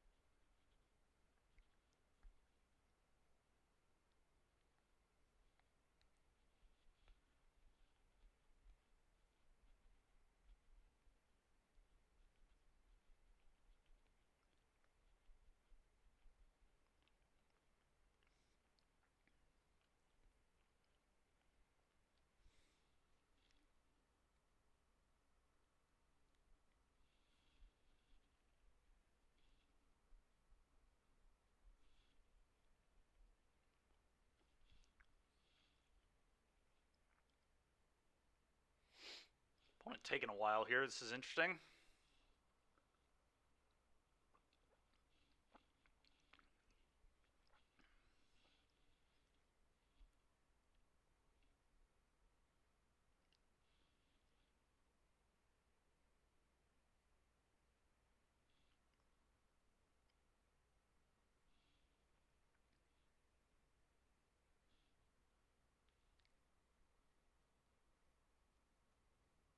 Okay.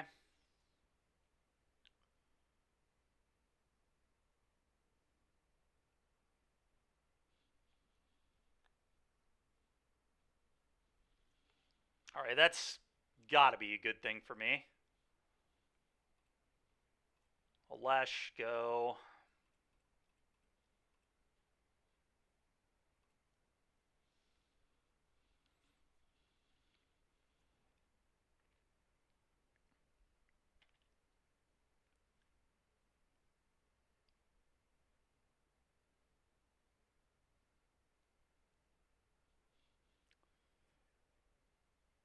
That's pretty brutal. Okay.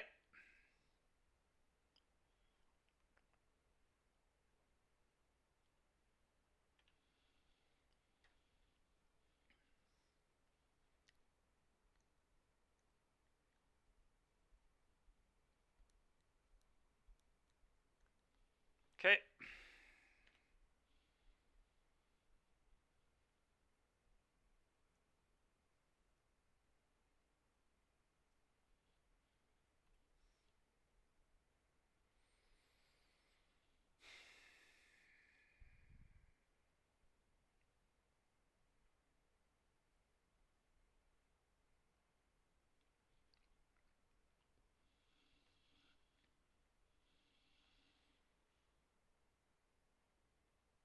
It's tricky. I think I'm supposed to coat.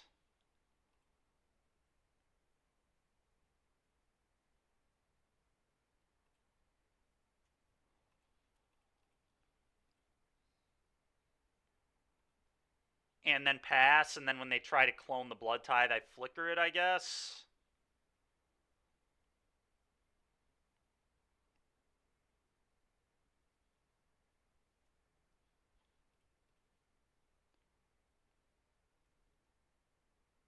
Oh, that was sick.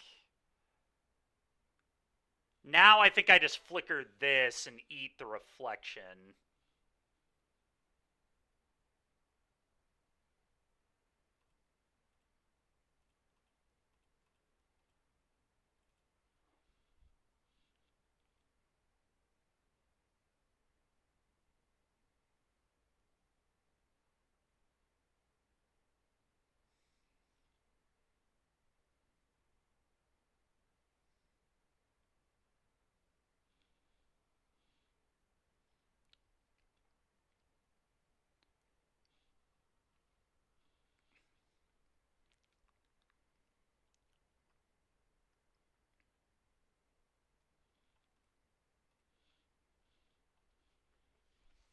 All right, go.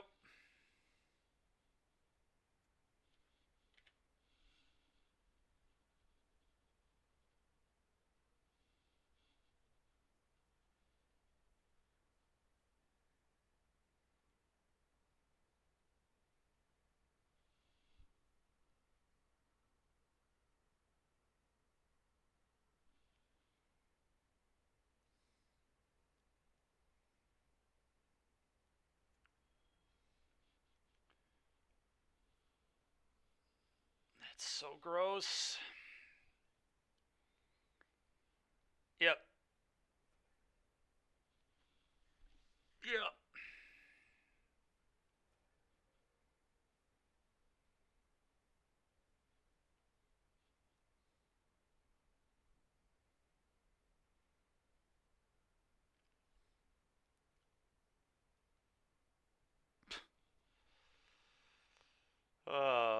Yep. All right. Let's just move on.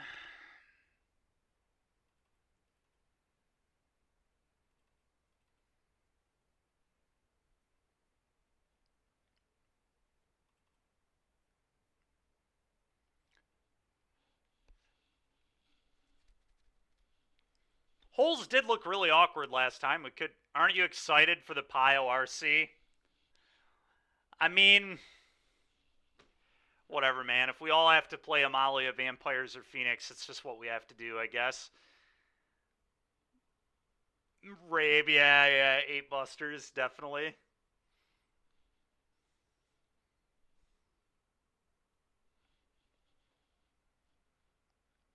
Hmm.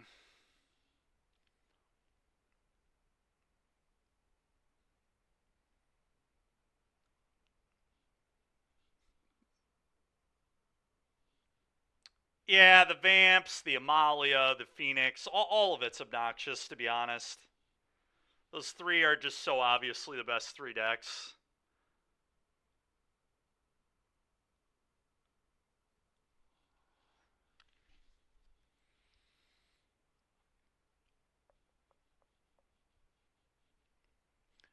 I guess I'll try this.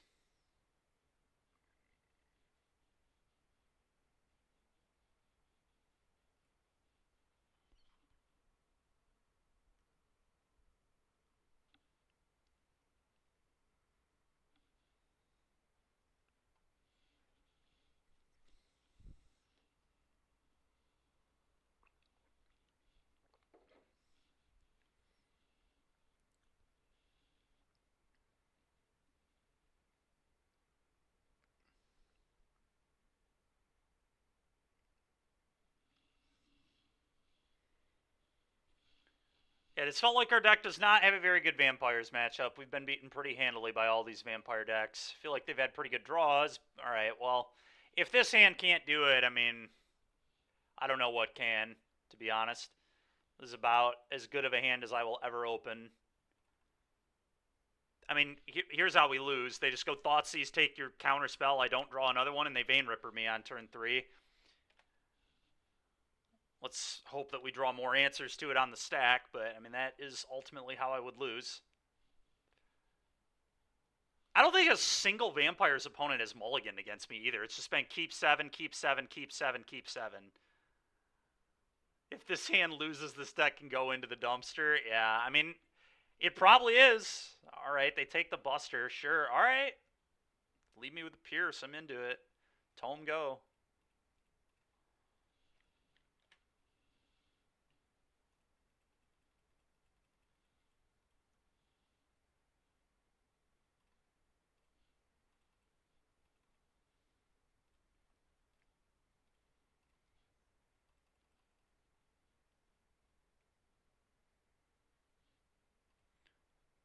All right. Can I buy Yorion with Jewel?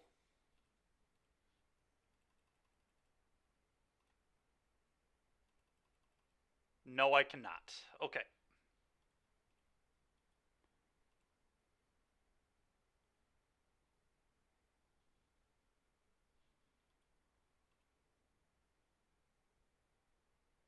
How do I unfloat this mana?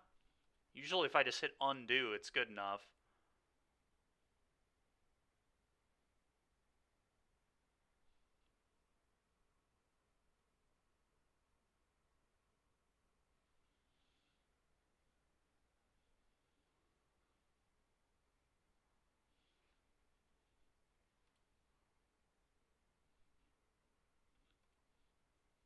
There we go. I just had to undo further, I guess. I have not even played a land, no. Alright, so I'm going to play Omen Hawker. I'm going to play a tap land. I'm going to pass.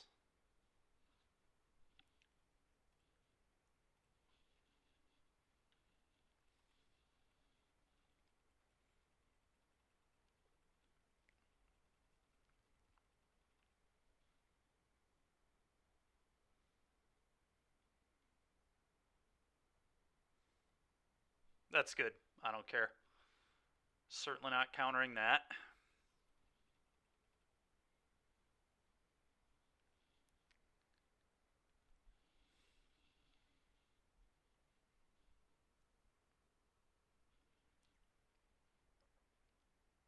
Okay.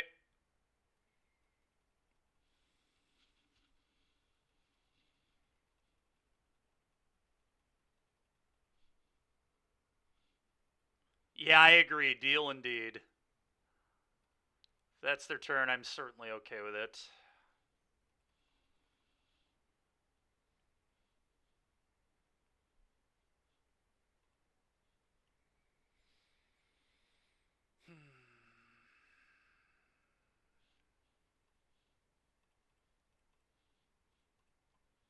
Go.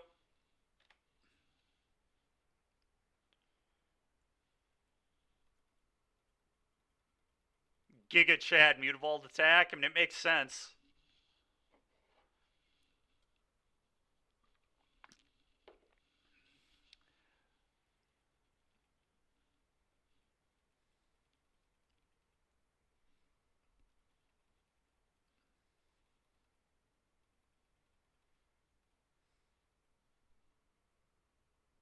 Unfortunately, I guess not. I tried to last turn. It didn't work.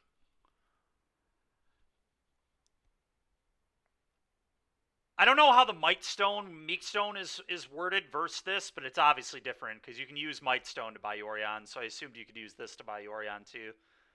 I don't actually know what the difference is, but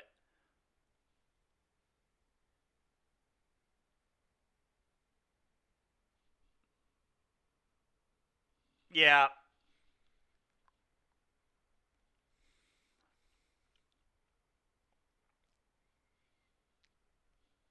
Hmm.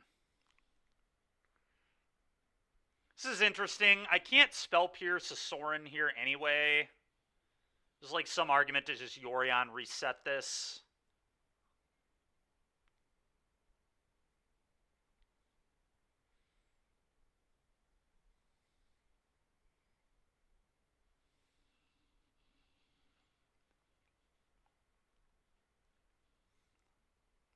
Hmm.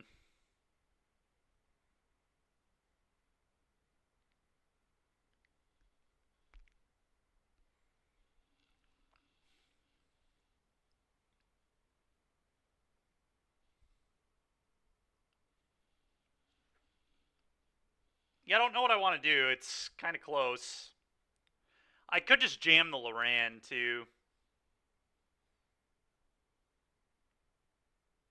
And then I can start activating it.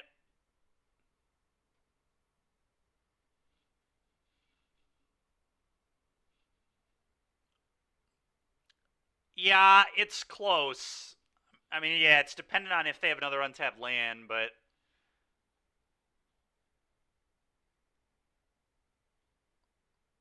I'll Yorion reset. I'm fine with that. Because we don't really want to sit here and do nothing, because then the Mutavaults are going to kill me.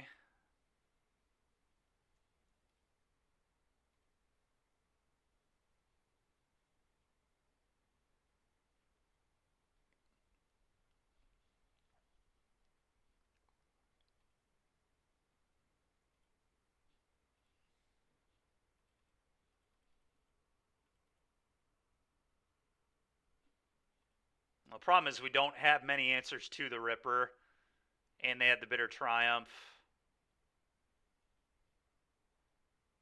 It's tough to know. It really is.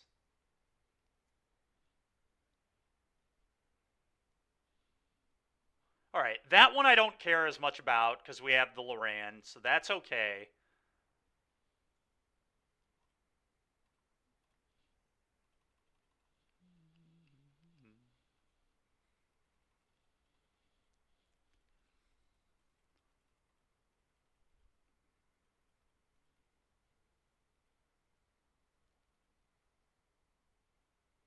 There we go. That's a good draw. All right.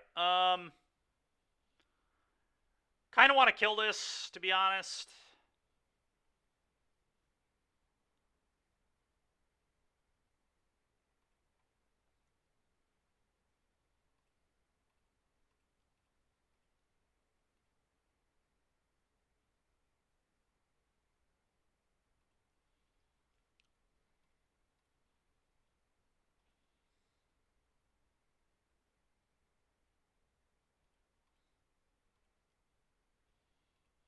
I suppose I should activate this right now to see if I had another, like a crab or something.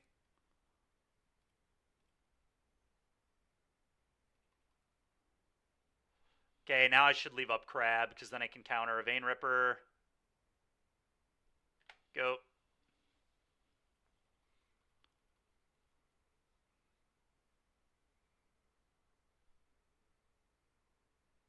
True, it did work out fine. Because we certainly needed all the cards.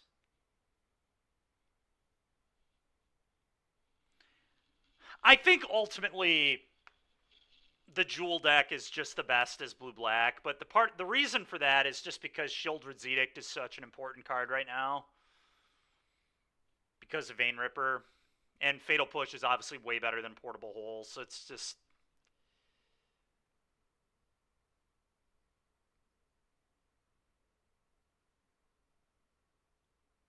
I didn't Chainsaw, but that's kind of funny. Again, I'll say that I'm more than willing to play Nadu in Modern if you guys want me to. Or you've been playing Nadu, right? Like, maybe you should just play Nadu and I play Standard?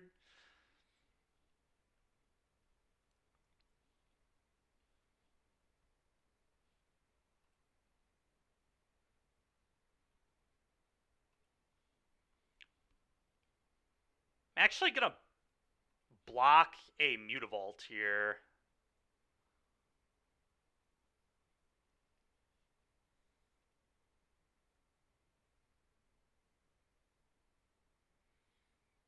Okay, I'm actually going to counter this.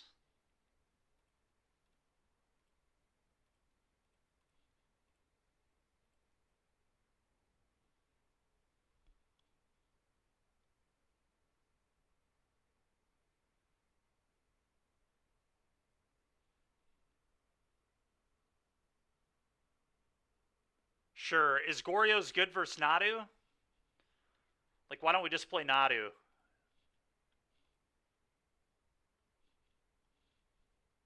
Alright, Emperor there is good too.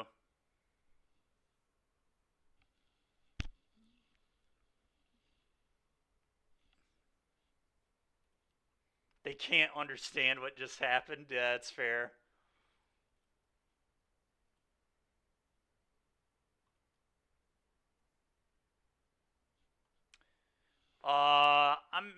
Do I want to Emperor this turn? I can flicker this out with Displacer and draw a card.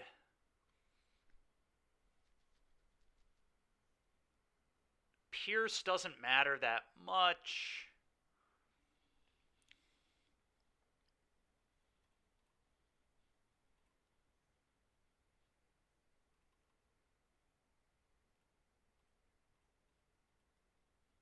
Let's just blink that out. I probably just don't need to... Yeah, I'm just going to do this. Go.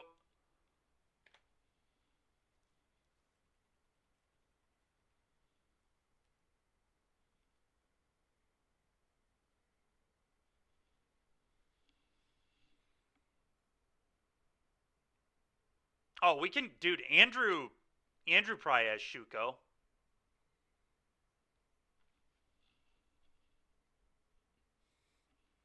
We can get you Shukos. Dude, we should... Yeah, you should just play Nadu, man. Like...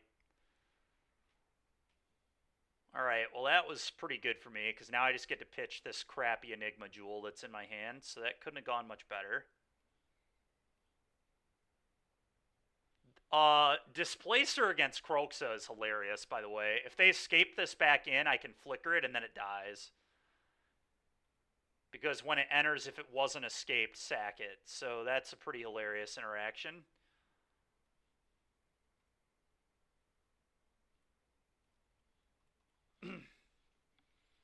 Alright. Well, we're looking pretty okay here. Do I just fire up Hall? They're actually just kind of going to die, I feel like.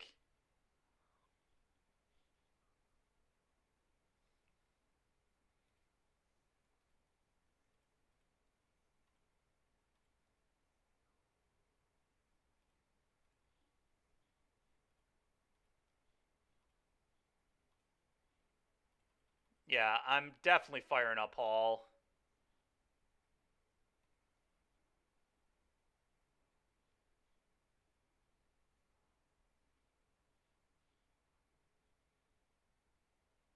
And I'll play the Mirrex, I guess.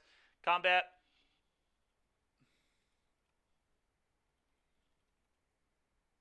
Okay.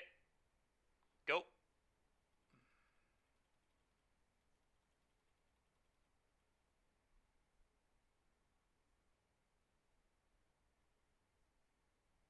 Okay.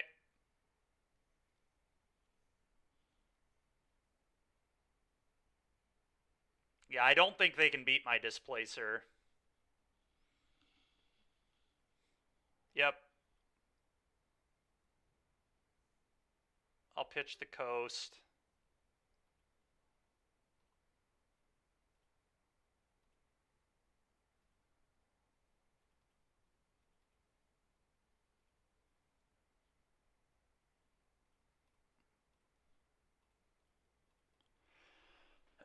Blink this out.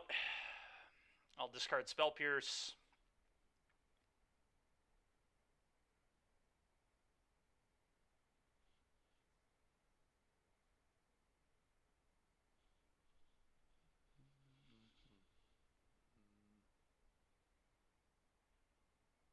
I guess if they had exactly Fatal Push, they're not dead here. They get to chump block. So maybe this wasn't the best sequencing for me.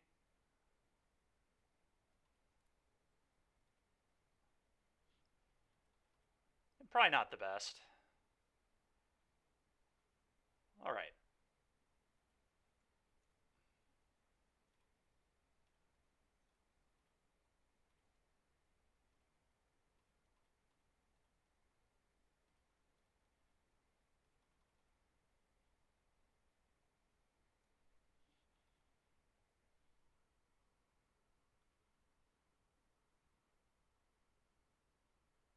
Nice, man.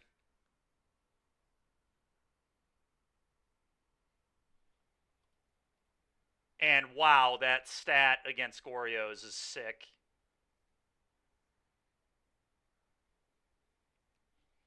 Yeah, I'll flicker that. Good game.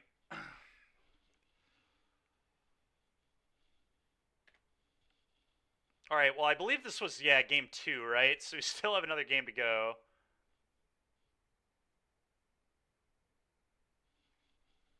All right, now I'm on the draw. I probably need portable holes, whether I like it or not.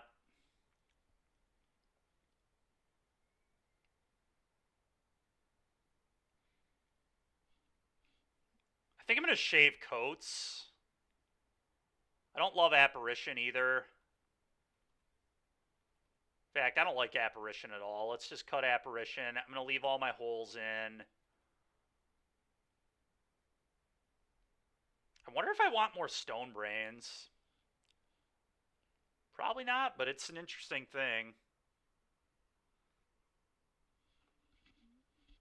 Chainsaw, yeah, that's a good point. What up, Kevy? How you doing, man?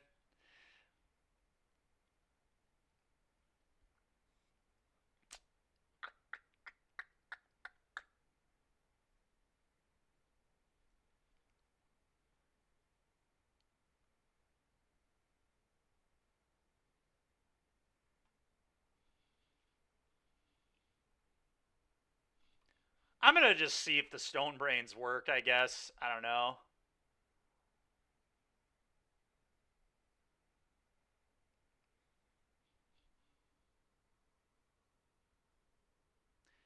Oh, trying. I'm trying. I'm not making it look playable. Although it was good against Phoenix.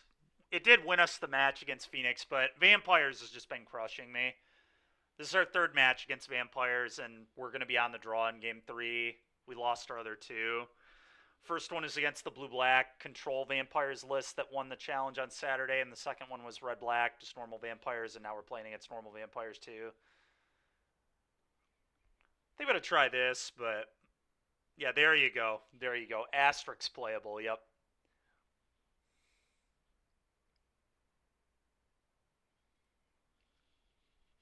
The problem is Blue-White just does not have good ways to beat Vein Ripper. You just don't. Like, Blessed Alliance is not a good answer. Settle's not a good... Like, none of those cards are good answers. You're playing against a Duress Thoughtseize deck. They either know you have it, and Blessed Alliance is just so easy to play around if you just attack with more than the Vein Ripper. So this is not a very good answer.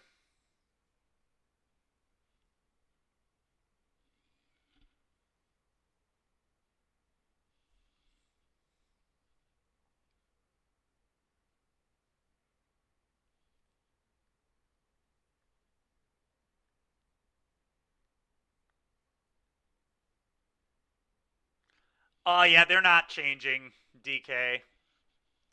They're not changing. You can flicker the Ripper so it can't attack. True. Yeah, maybe I'm supposed to be playing more Clever Impersonators, so I just have more clones for Vein Ripper. I mean, the game we did that was pretty good.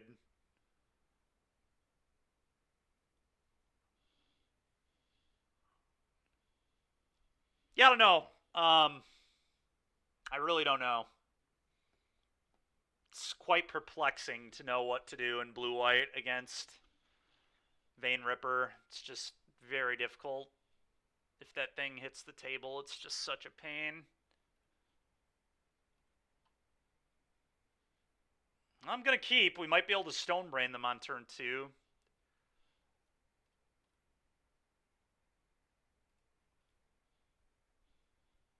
We'll see how this goes. Well, never mind. I'm getting Thought Seized. Another 7 from my opponent, by the way. I don't think I've had an opponent mulligan in this entire league. To be fair, we haven't mulliganed much either, I guess. It's been a pretty reasonable day in that regard.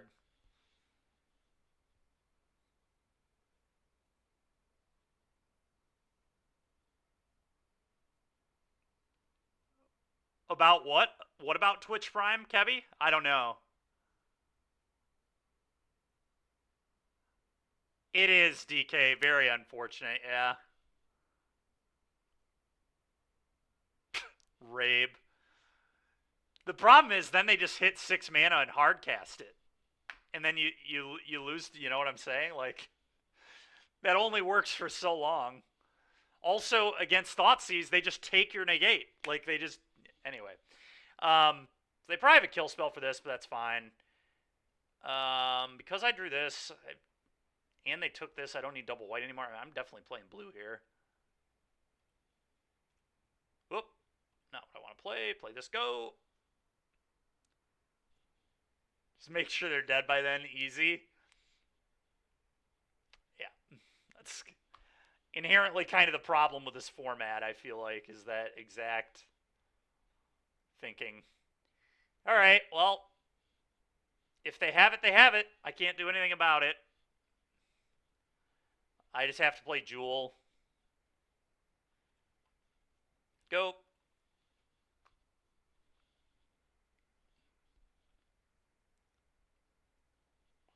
Needed Jewel instead of Hawker.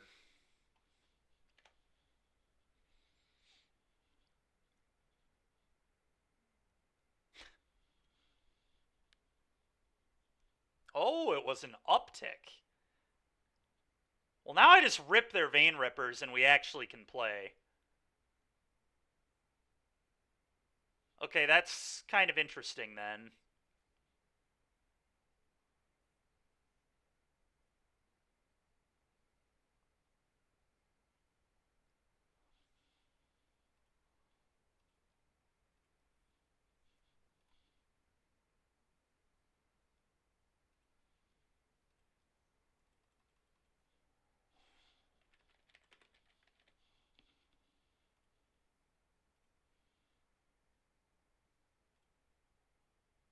Okay, well, their hand is pretty bad. I mean, that was obvious with how they played this.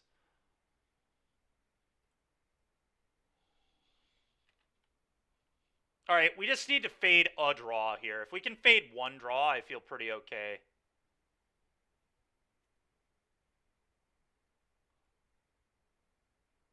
Okay, that was huge.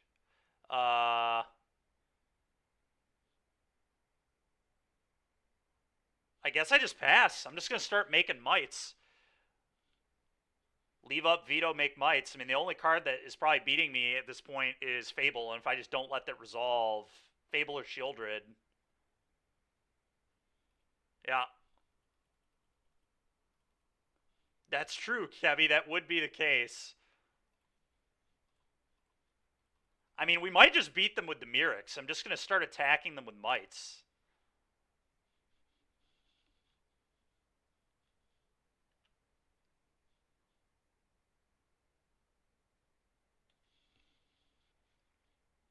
Like, I just don't have to do anything else other than make Mite every single turn.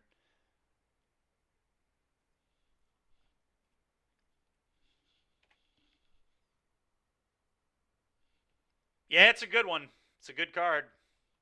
It's especially good with the Enigma Jewel. Alright. They've established a blocker, but... yeah.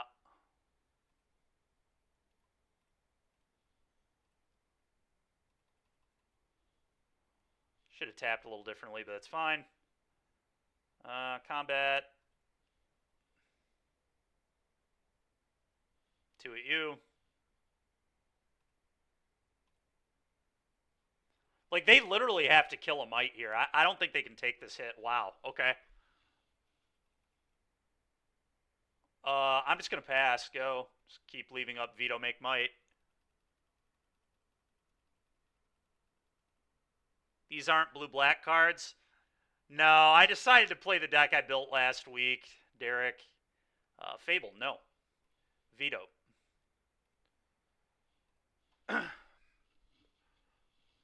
We're about to probably be 3-2. We lost to blue-black vampires, the deck that won the challenge, and then we lost to regular vampires. We beat Phoenix, we beat blue-white control, and now we're actually going to beat vampires for once.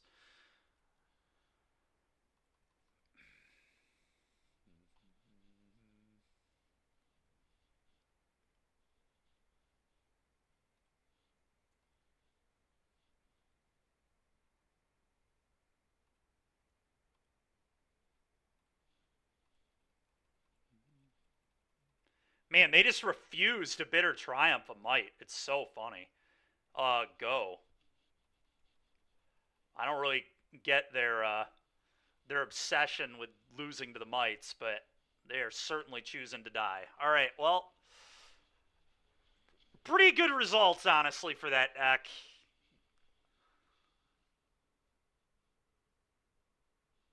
They think it's a go for the throat. They acted like it was a go for the throat. That's for sure. They played the game like it was a go for the throat.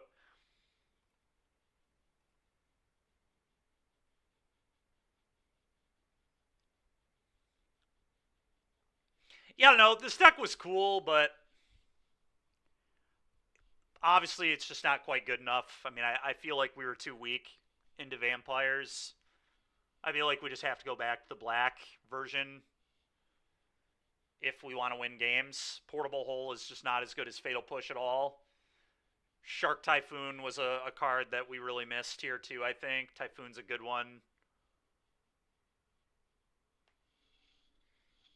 All right, sounds good, man. Yeah, we'll be done in like an hour. I'm trying to figure out what I want to play next. I guess what we could do is brew decks for tomorrow. We could just spend the last hour like getting decks ready for tomorrow. Because I literally haven't even looked at the new set. Like, not even kidding. Other than like a few cards, I don't even know what's in this set.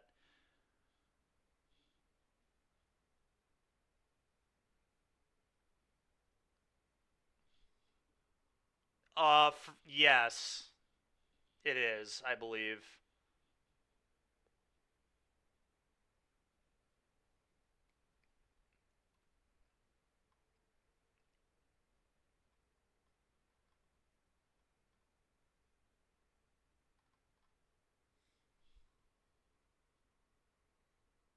A bunch of weak cards. There are some cards that I'm actually interested to try, but yeah, Genocide. I didn't either, dude. Someone on Friday said they played the release. I was like, wait, what? The set's out? Like, I had no idea. If I would have paid more attention too, we had early access that we could have done, but whatever. That was me just not paying attention. Um,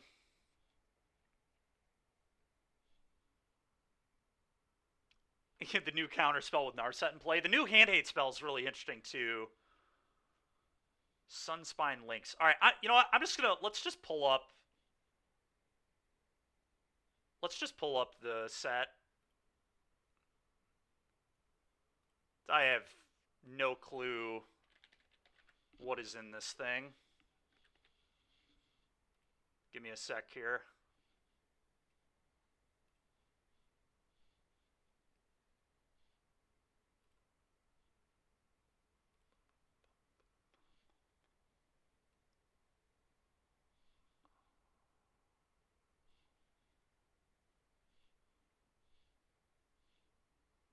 All right.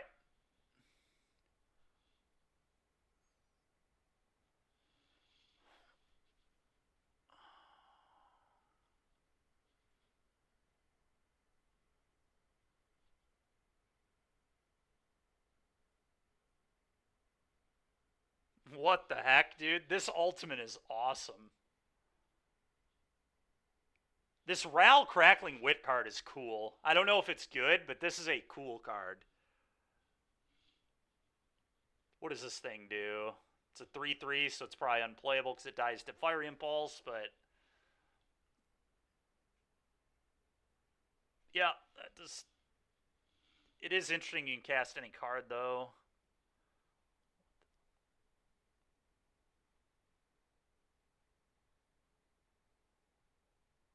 This Grizzly Guardian card's kind of cool. Alright, a 6/6, a thing that doesn't die to Lightning Axe. And it has Ward Sack of Food. Huh, interesting card. Probably not great, but...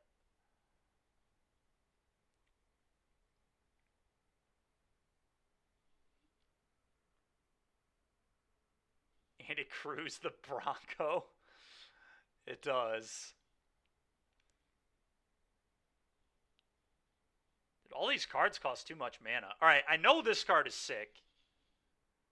A 3-mana 4/4 that if you gift, and it has reach, so it's like pretty real against Phoenix. And then if you gift, you can blow up an artifact or enchantment. I think this card's pretty sick.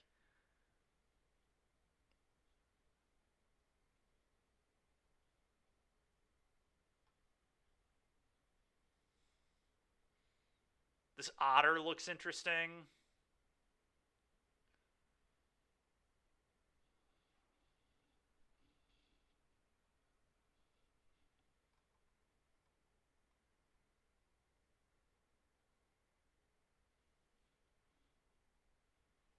Yeah, maybe. Maybe in Standard? I could see that in Standard being an interaction. I don't know that that's... This card just does not seem good enough for Pioneer at all. Because it has to deal combat damage, not... So, like, it won't... This trigger won't happen if you hit with Bronco, you know? Like, I'd rather just play a Gix.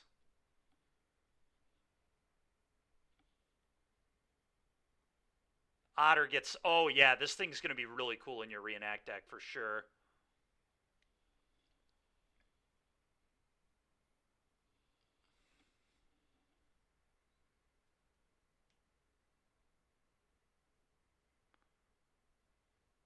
I know Kebby talked about this card on stream before. It's a 1-mana prowess creature, basically, and then can rebuy an instant or sorcery, which is pretty strong.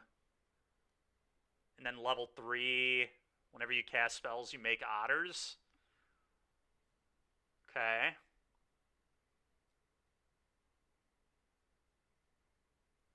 Huh. What does this do? Whenever one or more tokens... Okay, this card is sick. Caretaker's Talent. This card looks awesome, actually. This could be a fun build around. This is like the kind of card that green-white tokens needs. It's like a way to generate value that doesn't suck. Because the only way green-white tokens could really generate value before was like Huatli. I did say Kebby a minute ago, yeah. Because of Storm Chaser's Talent. We were talking about this card, Kebby. This Caretaker's talent, though, looks awesome. This could be a really fun card to build around, actually.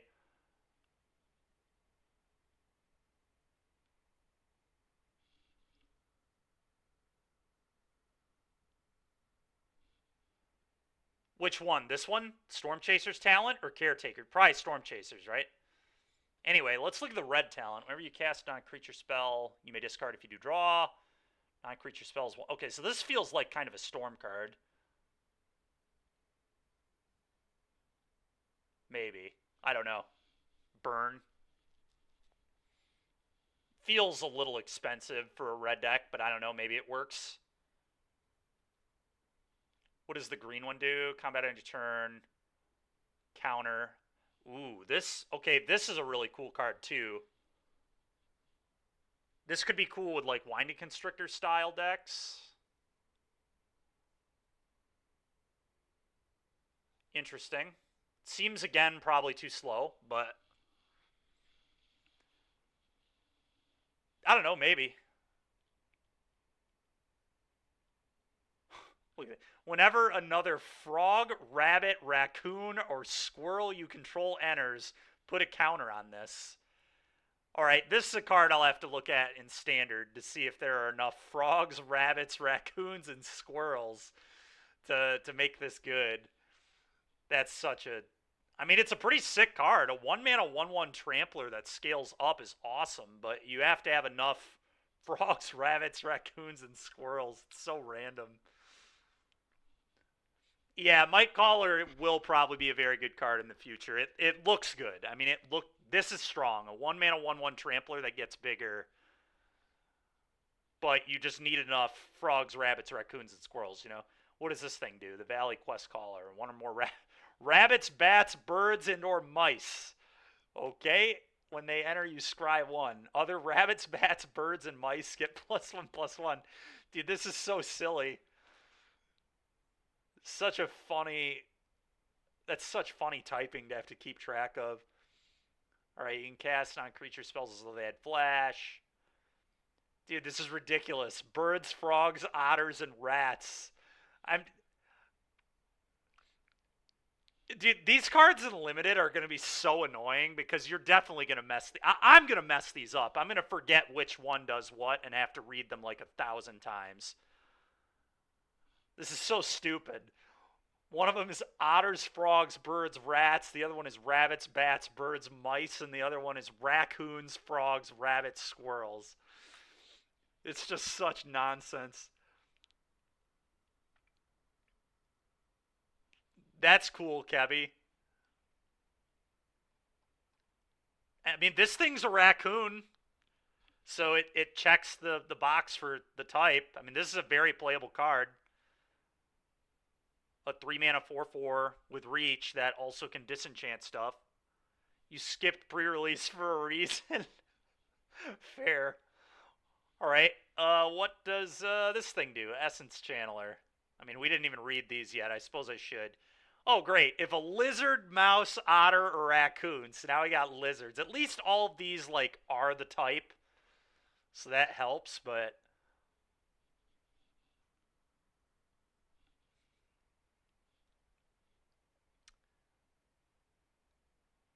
Alright.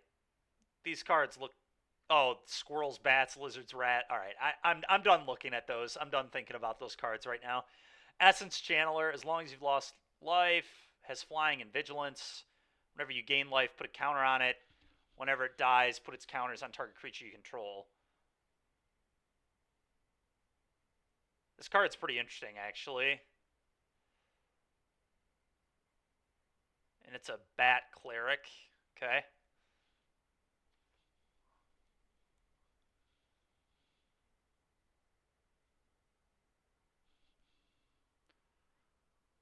Soul Sisters Dykeman. I was more thinking about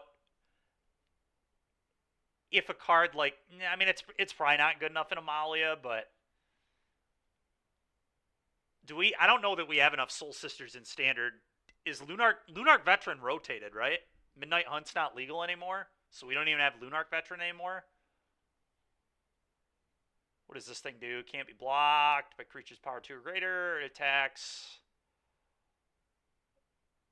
All right, that card looks mediocre. This card's sick. Cruel Claw's Heist is definitely a card I'll be playing. Index.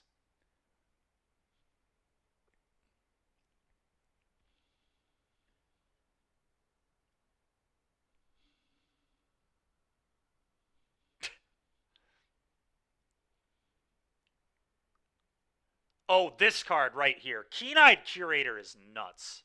This is a card I'll be playing in Pioneer. Definitely. It's one generic mana to exile a card.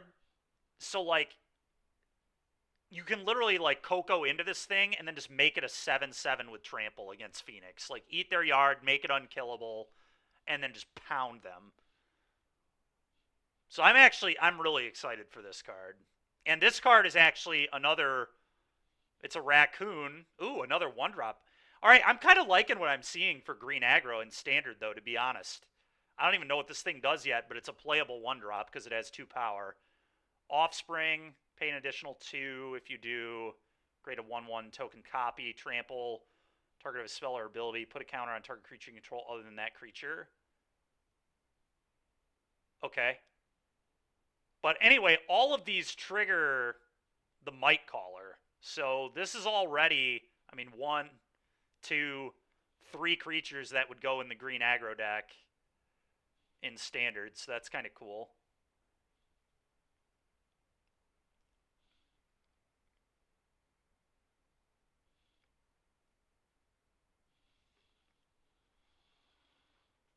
Okay.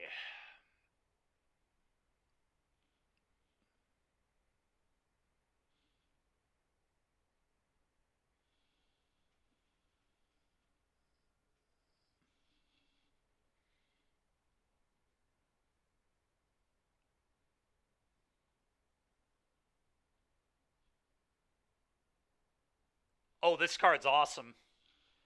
This card is absolutely awesome. Darkstar Augur, a 2/3 flyer for 3 at the beginning of your upkeep. Reveal the top card, put it into your hand. You lose life. So it's just Bob. It's a flying Dark Confidant with Offspring and flying and a 3rd toughness. This card is sick.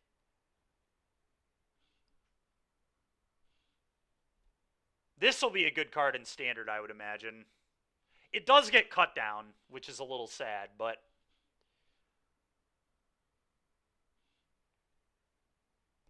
I mean, you'll play it in a Shieldred deck for sure, I would imagine. But either way, yeah, this card's cool. It's just not a vampire, so it sucks. Fair.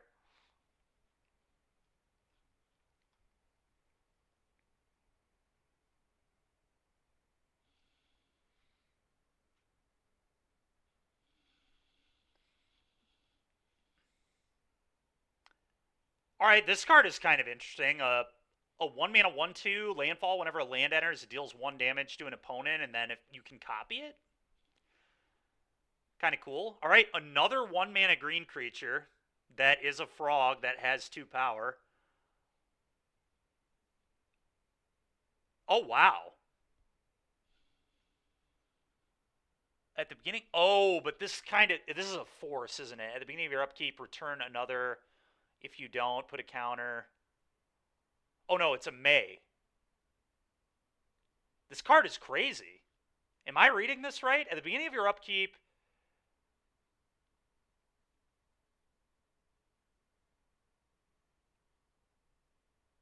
Oh, okay. If you do, you get a counter. I was just thinking this thing got a counter every turn. I was like, this thing is broken. Anyway. Um.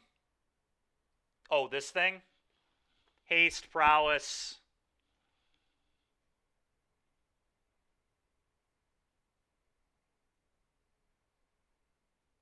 Yeah, this thing's fine. I can't imagine it replaces anything in Pioneer decks.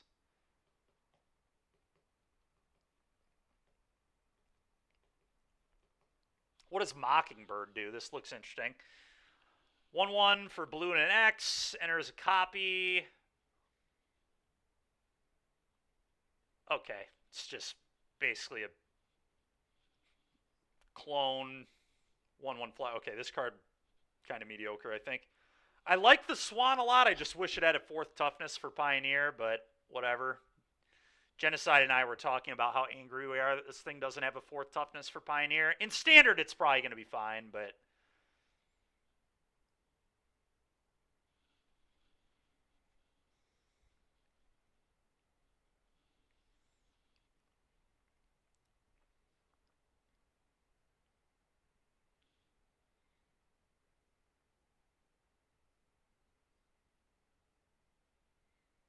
Alright, so we've got kind of an Augur of Bolas kind of card again.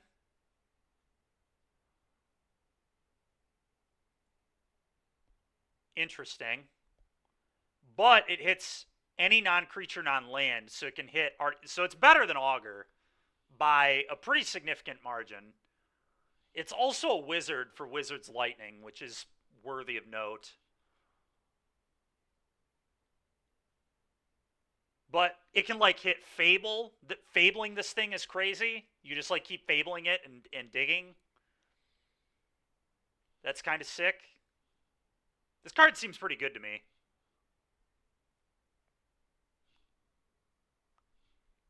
I mean, then it would be busted. It's already, like, a very strong card. I mean, this is, like, this in Standard will be, I think, pretty good.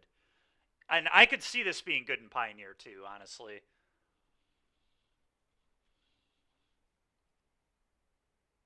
Alright, what does this thing do? Death Touch, 2/2 for 2. Squirrel Warlock. Tap it until end of turn. You may cast creature spells from your graveyard by foraging. I don't know what that means. In addition to paying their other costs, if you cast a spell this way, enters the finality counter. I don't know what that is either.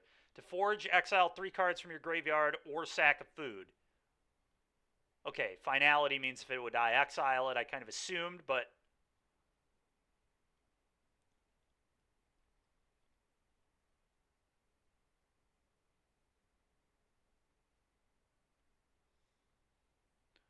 Okay. Cool card. This card looks pretty cool too, actually. At 4 mana, 5/4, players can't gain life, damage can't be prevented, and when it enters, it deals damage to each player equal to the number of non-basic lands that player controls. Kind of a neat card. It still gets hit by Skyclave, so not amazing against Amalia, but whatever. What does this thing do? Adds mana, forage,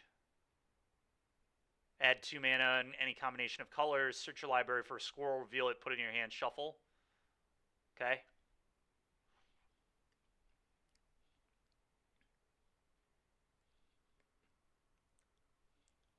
This with Burning Earth? That's fair. Kidnap.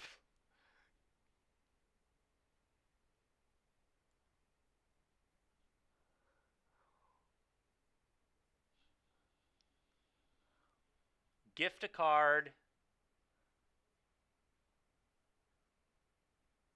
I see. Okay, so you have to gift to control the creature forever. Or no, you control the creature, but it's frozen. Okay. This creature can't block and regain life. Each opponent loses 1 life. Okay. Manifold Mouse looks kind of whatever to me. 2 mana, 2/2 adds mana, puts a counter on itself, has Offspring. Alright. Card's fine. And then we get into uncommons. Alright, so are any of these cards we'd want to play in Pioneer? Like I said, I think Keen-Eyed Curator is really sick. Called Bolt the Bird. Bolt the Bird would have been funny.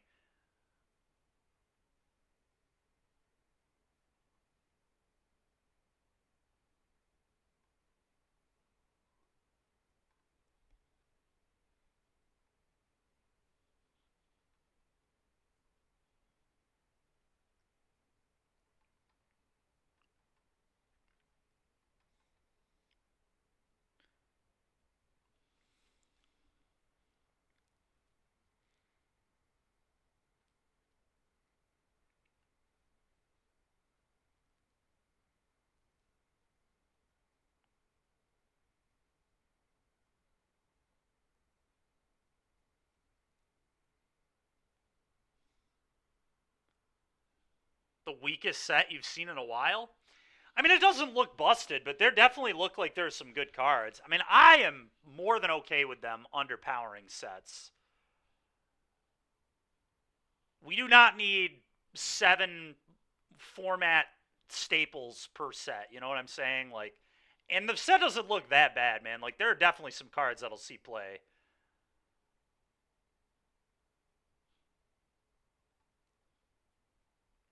And there are certainly cards that are going to see play in standard. I think a lot of these cards could have standard implication.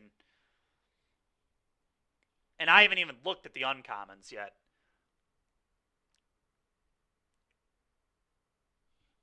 Well, I'm not going to look at the uncommons right now, Genocide, because, I mean, we could, but that's just going to take forever.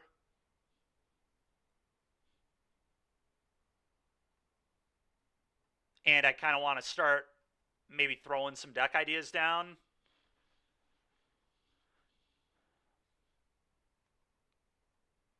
Let me see what's going on tomorrow. What are events that are happening tomorrow? Competitive events in particular. Prelims or challenges. Oh, there's a Pioneer Challenge in 4 hours. We won't be doing that. But, like Standard, for example.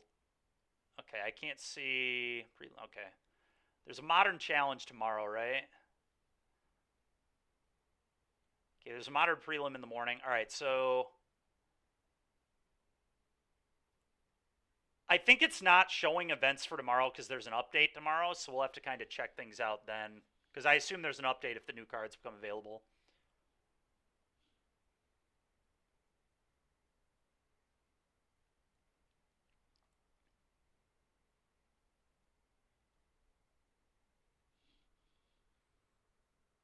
Everyone dies on turn 3. Look at Bandit's Talon, it's black. All right.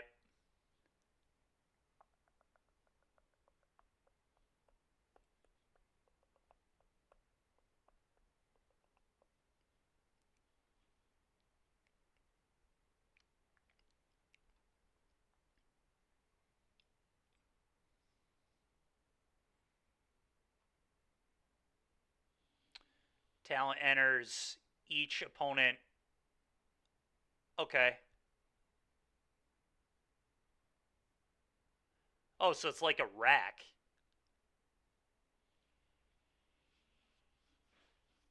Yeah, this card's pretty cool.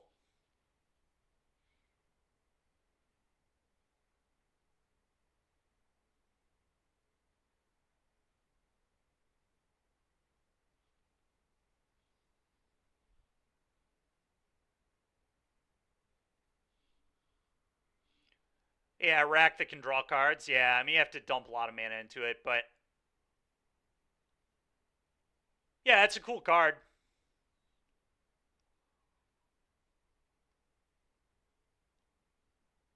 Definitely a neat card.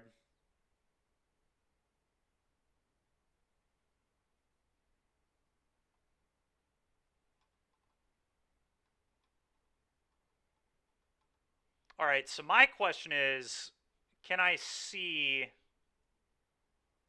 these new cards yet? So Keen-Eyed Recruit, for example.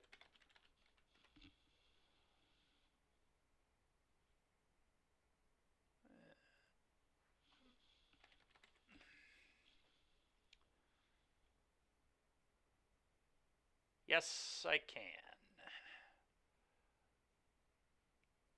Oh, it's got to be card types. I thought Keen-Eyed Curator was just 4 more cards. All right, so it's not quite as insane as I thought it was, but still, against Phoenix, they play land, sorcery, creature, instant. So it's not that unreasonable to assume you can hit this. It's a little worse than I thought it was, though, for sure.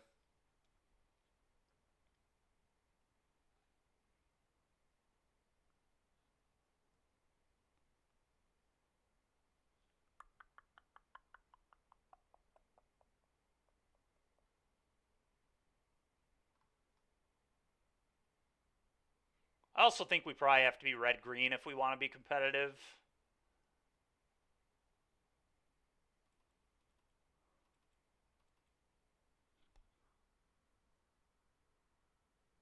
I could believe that for sure.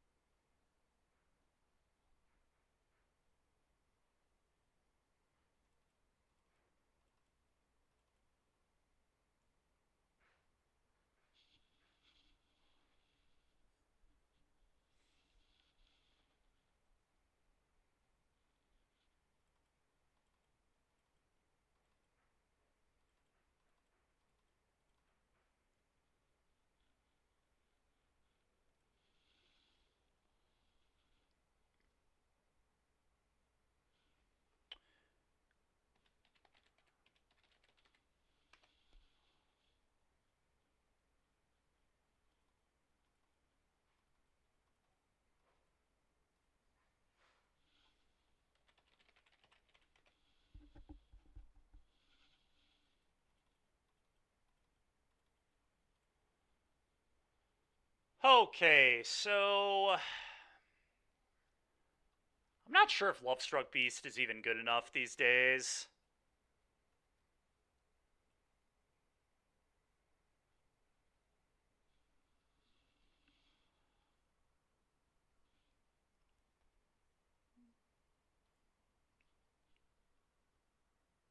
There are like some okay ones.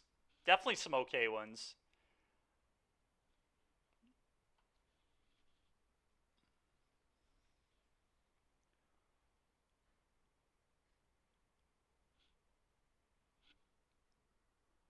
Yeah, Copter. We could definitely play Copter.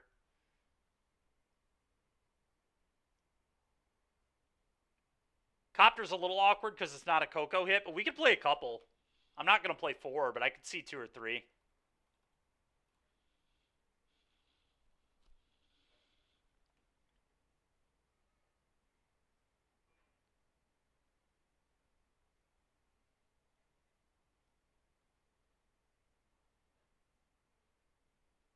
Probably a 23 land deck, given that we're 8 elves.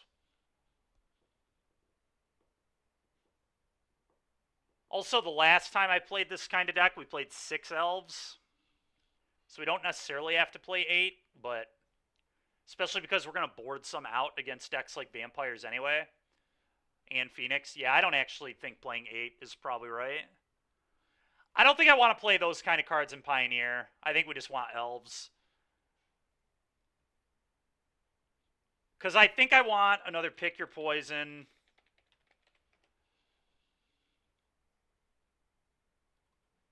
I think I want one more Copter.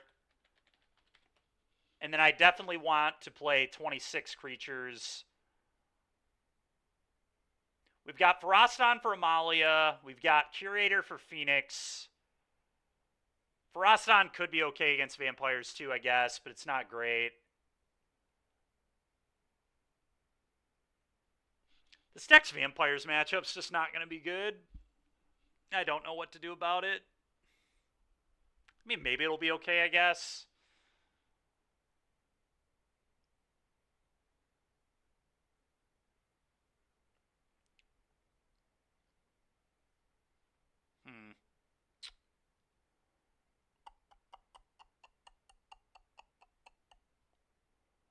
Trying to think here. Polukranos. We could play Polukranos. We could play Klothys. Definitely a lot of cards we could think about playing here for sure.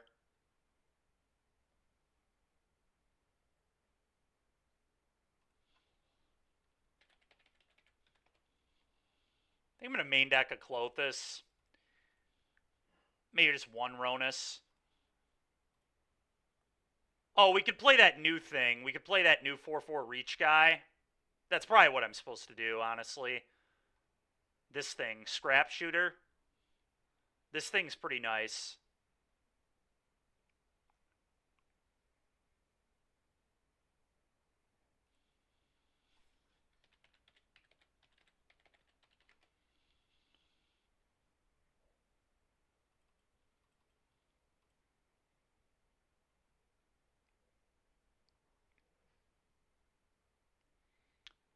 I feel like we're a little short on Coco hits. I feel like I want to play like 28.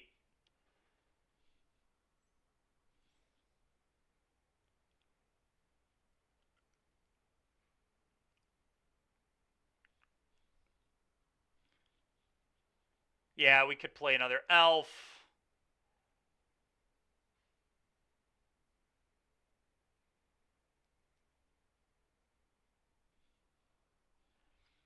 We could play Bone Crusher. We could play Lovestruck Beast.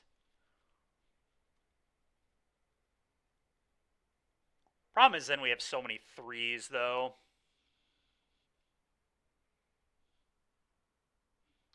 Mammoth, yeah, Mammoth is definitely a card we can play.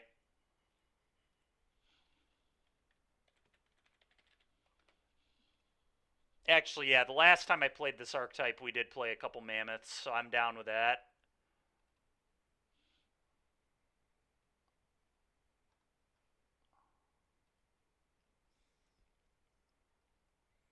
And then we could play 22 lands from here.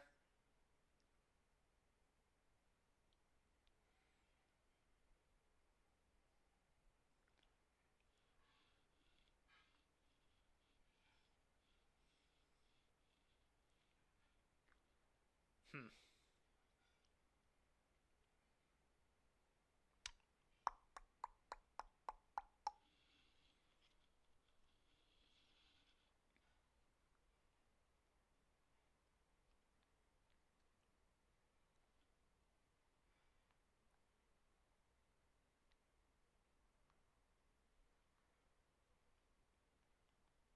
Yeah, I mean, I guess this looks fine.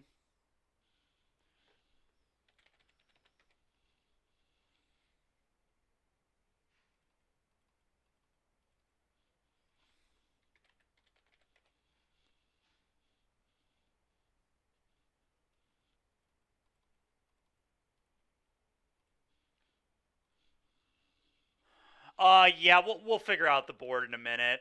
I want to get the mana base down. I'm gonna play a couple layers.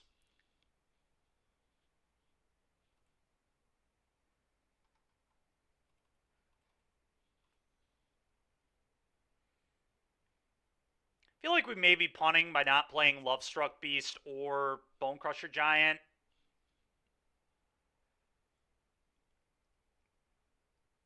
Probably is just very wrong to not play any of those.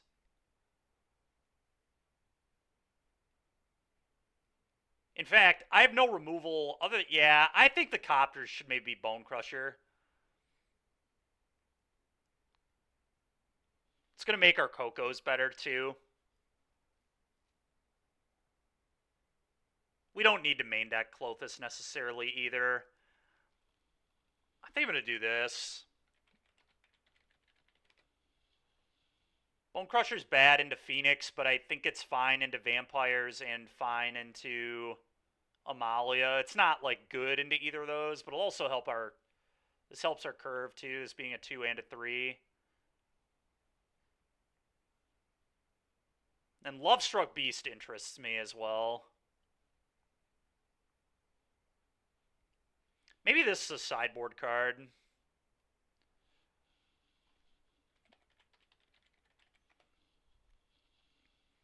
I just feel like we want more kind of 2-for-1-y cards.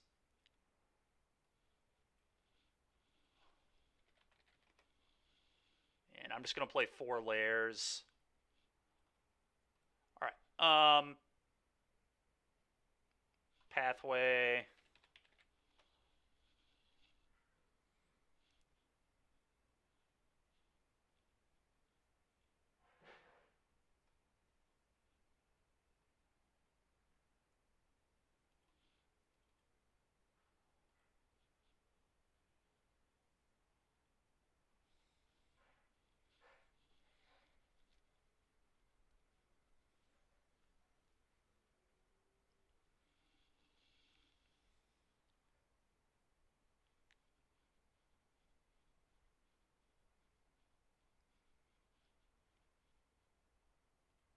Alright.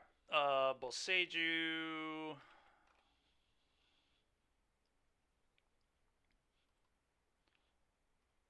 Forest Mountain.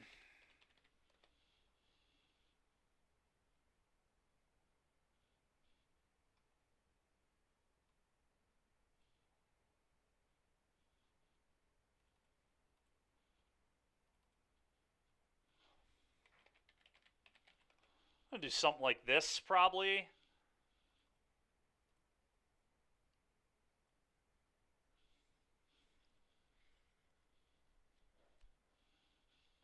I may want a couple more pathways. Maybe 4 layers is aggressive. Maybe I can just do 3.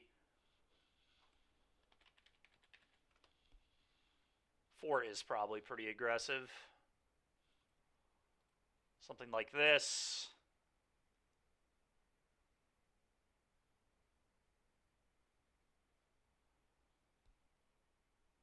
Okay, I kind of don't hate the looks of this main deck as a thing we can try tomorrow. And then sideboard I can probably figure out off stream, but I mean we can mess with stuff now, but probably want Stone Brain, I would imagine.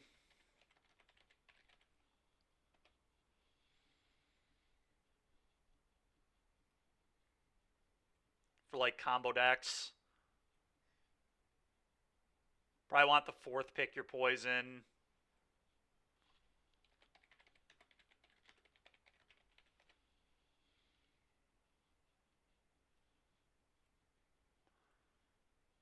I do think I want to second cloth this.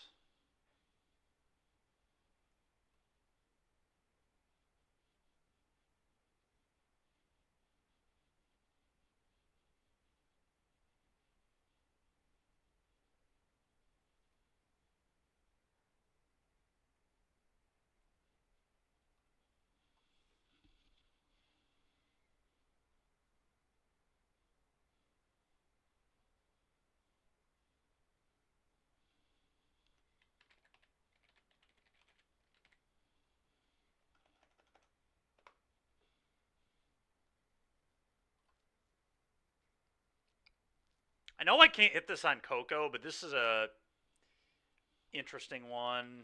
Oh, Lizard would be an interesting card too, wouldn't it?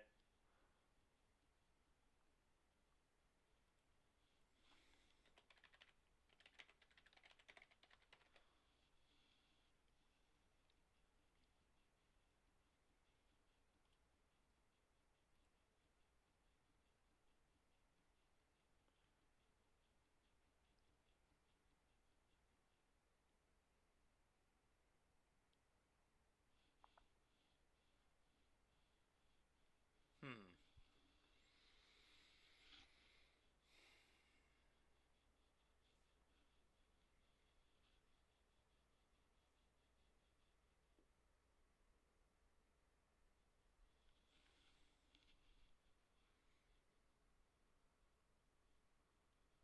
It's a pretty cool one, Xenowan.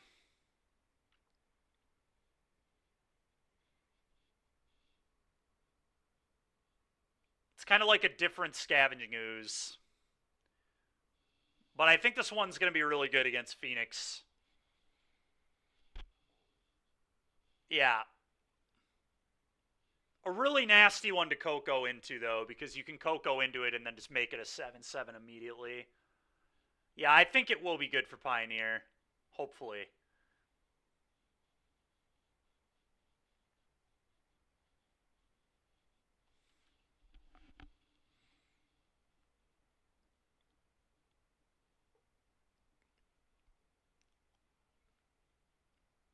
And from here, I'm just trying to figure out what I want my sideboard to look like.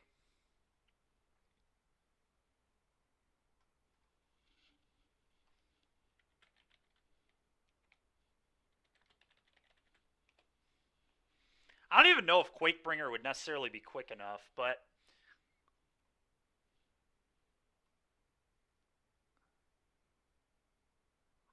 I suppose why not try it?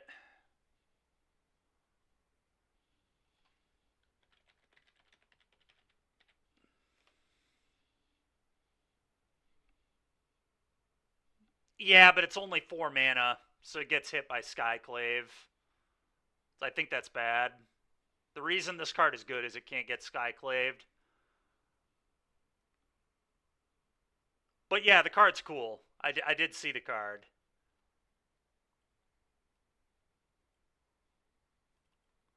Yeah, don't even worry about Stone Brain. Just do like some Damping Spheres.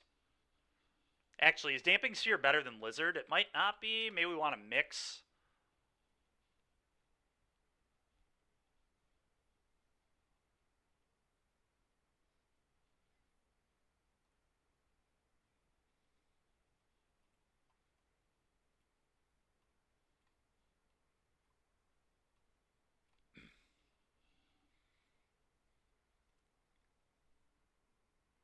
The Creature Pithing Needle. Revoker. We could play. What are we trying to revoke? Sorin? I mean, we have Pick Your Poisons for that, so I'm hoping that'll be good enough. I guess Kiora is another one.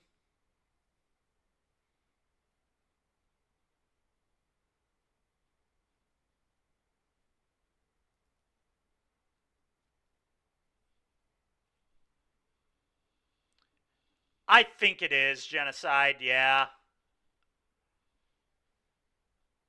Werewolf into Reckless is really nuts. Like, we want that. We want that speed. It's definitely not a bad Coco hit.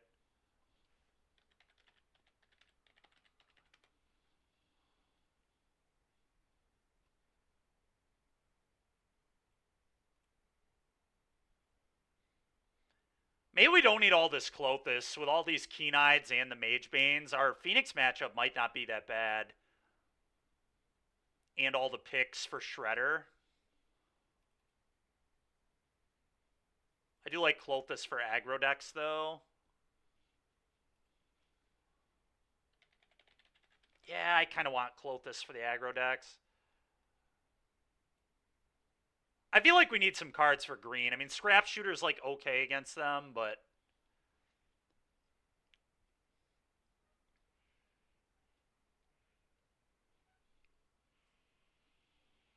we could play a Crone War.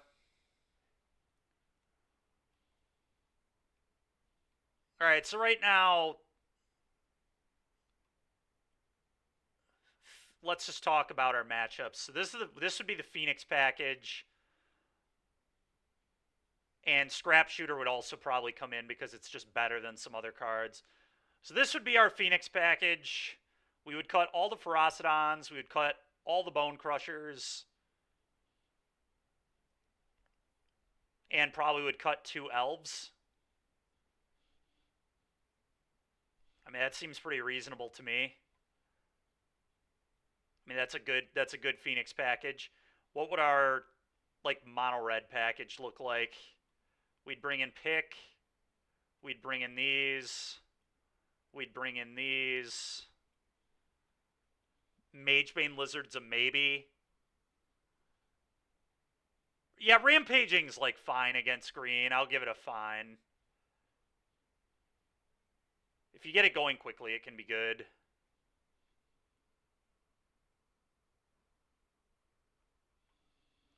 It's pretty rough right now, Rosie Dog. I'm not gonna lie.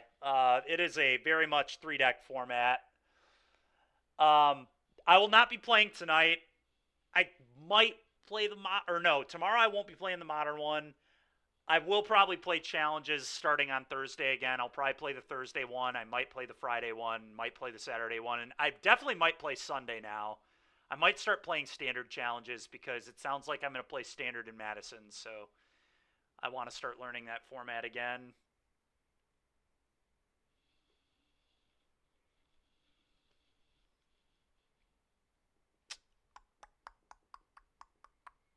Anyway, so our red package, we'd bring in these 6. We'd cut the Ferocidons. Stormseeker's not very good against them either. So I honestly would probably cut those. And I'd probably replace some Stormseekers with Lizards too, but I'm not certain.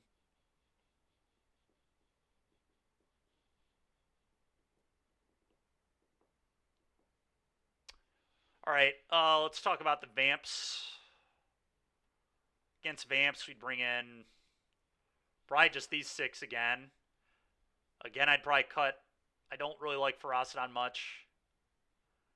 And this is a matchup with Curator. Might not be very good. We could trim Elves there too, though. I mean, it feels like we're pretty well covered with the board against like the good decks. And what would we do against Amalia? Against Amalia, I'd bring in the Quake Bringers, I'd bring in the Ends.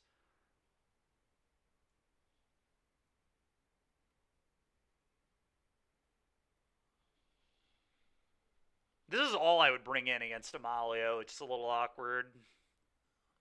I mean, I guess I'm pretty happy with my deck other than Pick Your Poison, though, against them. Pick Your Poison's the only bad card.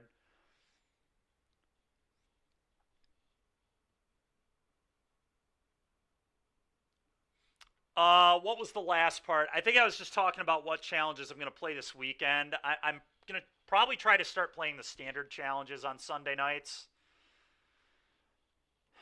Because I think I'm going to play standard in Madison, is what it sounds like now. My team's going to have me play standard instead of crappy modern, so that's really nice of them. Very generous. But yeah, so I'm not playing the one tonight. I won't play the modern challenge tomorrow because I'm busy, which is fine. I don't really want to play modern anyway. I'll probably play Pioneer Thursday night and then either Friday or Saturday. I probably won't do both, but I'll definitely try to do 2 Pio challenges this week again. How much dono do I need to play Pioneer Challenge tonight? I told Julia we're going to a movie tonight, so there's no amount of donation that would get me playing tonight. I'm sorry. I have plans. I'm not canceling them. I mean, don't get me wrong. I would not mind to play it, but yeah, we have plans, and I'm looking forward to those. We're gonna go out to a movie. 1K. We're gonna go out to a movie. We're gonna get some ice cream, and then we're probably gonna go play pickleball for a while. Um, yeah, so we're gonna have a nice little date night. I think we're gonna play this tomorrow, something like this, and then I'll probably add a sideboard card. What I'll probably do, honestly, is I'll message Raja about this deck because he loves brewing these green red cocoa decks. And I'll see what he thinks. Got it, 10K. No amount. I'm not playing the Pioneer Challenge tonight. If you want to do a donation to make me play Thursday, Friday, and Saturday, we can maybe talk. But I will not be playing tonight. In fact, I'm probably going to be logging off like right now. Because I think we've got our deck built. I would log off around 4 anyway. I kind of want to shower before heading out, and I told Julia we'd try to head out by about 4:30. So, yeah, I greatly appreciate everybody hanging out today. It was fun. Hopefully this deck won't be total garbage. Hopefully it'll have some game to it. And we definitely have different ways we can build this deck. I mean, we cannot be a collected company deck. We can go back to like a Crone War and Chariot and stuff like that. I do want to brew green-white tokens. That's another deck I'll probably build. But yeah, so thoughts on your deck? Let me check it out, Kebby, before I take off.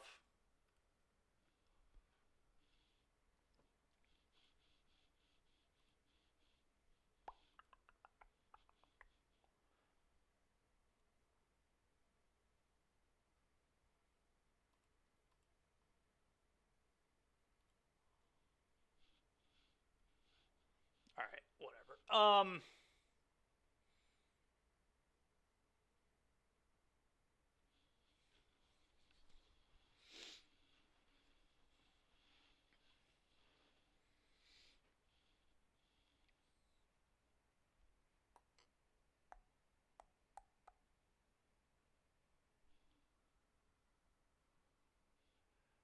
I see. Okay.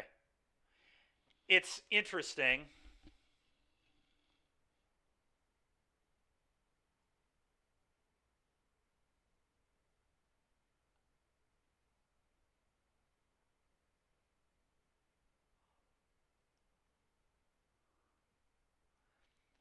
I don't feel like we beat vampires game 1.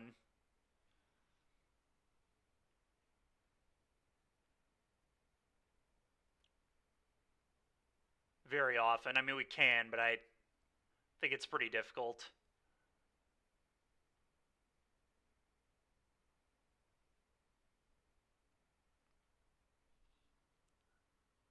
Your Jank Tank series?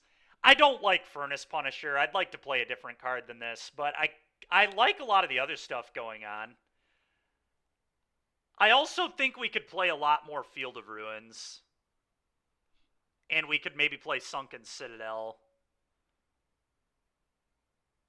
I'm not sure on that, but this feels like a deck that should be utilizing Field more. Yeah, Fable's just good. Fable copying anything is good, yeah. Yeah, I think Sunspine Lynx is playable. This is like... I mean, it's certainly more... I do not think you should play Furnace Punisher. I would not play this card.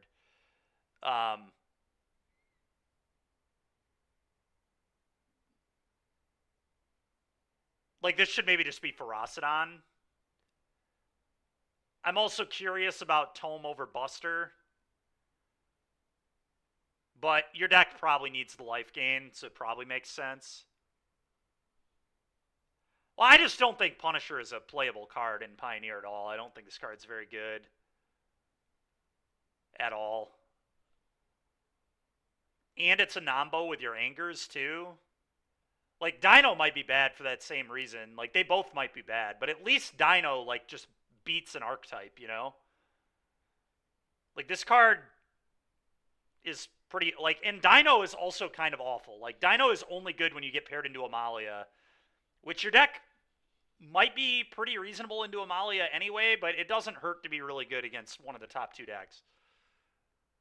More for the flavor, I see. I mean, I dig flavor, but I also, you know...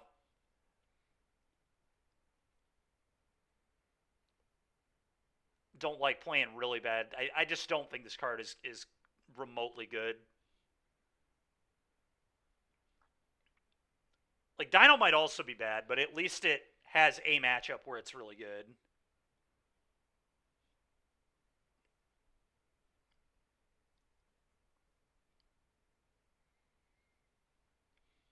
It looks cool, though, Kebby. I mean, I could try to build a mono red deck, too, I guess, and stream it and see how it plays. I probably wouldn't play the Lynx or the Punisher. I probably wouldn't do this. I know you're doing this for, like, the land burn thing, but... First place, here you come. It's funny.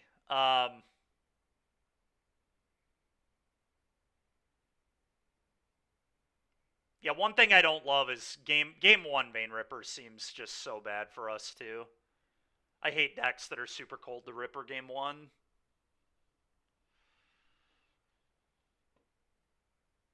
But at least it probably beats Amalia. You probably never beat Phoenix game one. Game two, you only have two Hearse. Phoenix is probably a really hard matchup for us too. You just gotta dodge like a boss. Just pair into Amalia 14 times. That's how this deck wins. It just plays Amalia every round.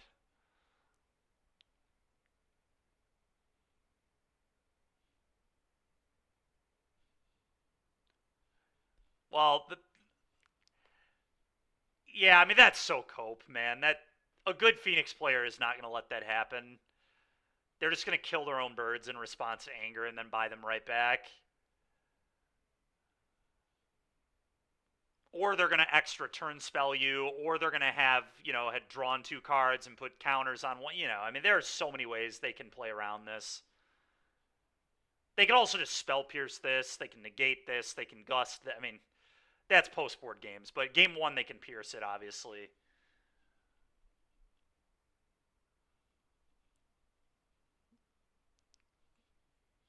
I don't know, man. I feel like most of my Phoenix players opponents are not.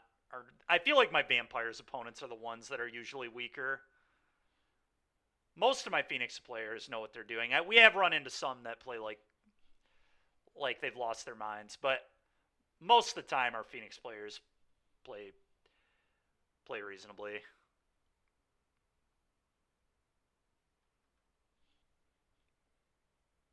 I don't know. I think your Amalia matchups may be good though. I agree with that. It's just it's such an easy deck to play. But in any case, it's easy when it does the obvious stuff. It obviously can be difficult, but anyway, I'm gonna go ahead and send you all on a raid now, and I will see you tomorrow, and we'll try out this green red deck that we brewed up.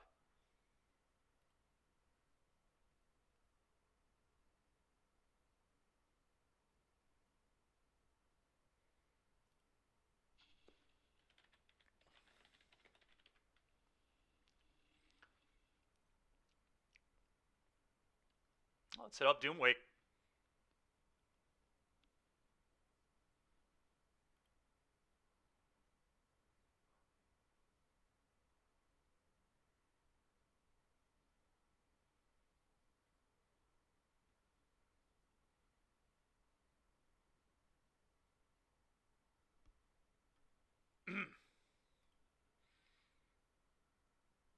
All right, guys. We'll see you tomorrow. Thanks for hanging out.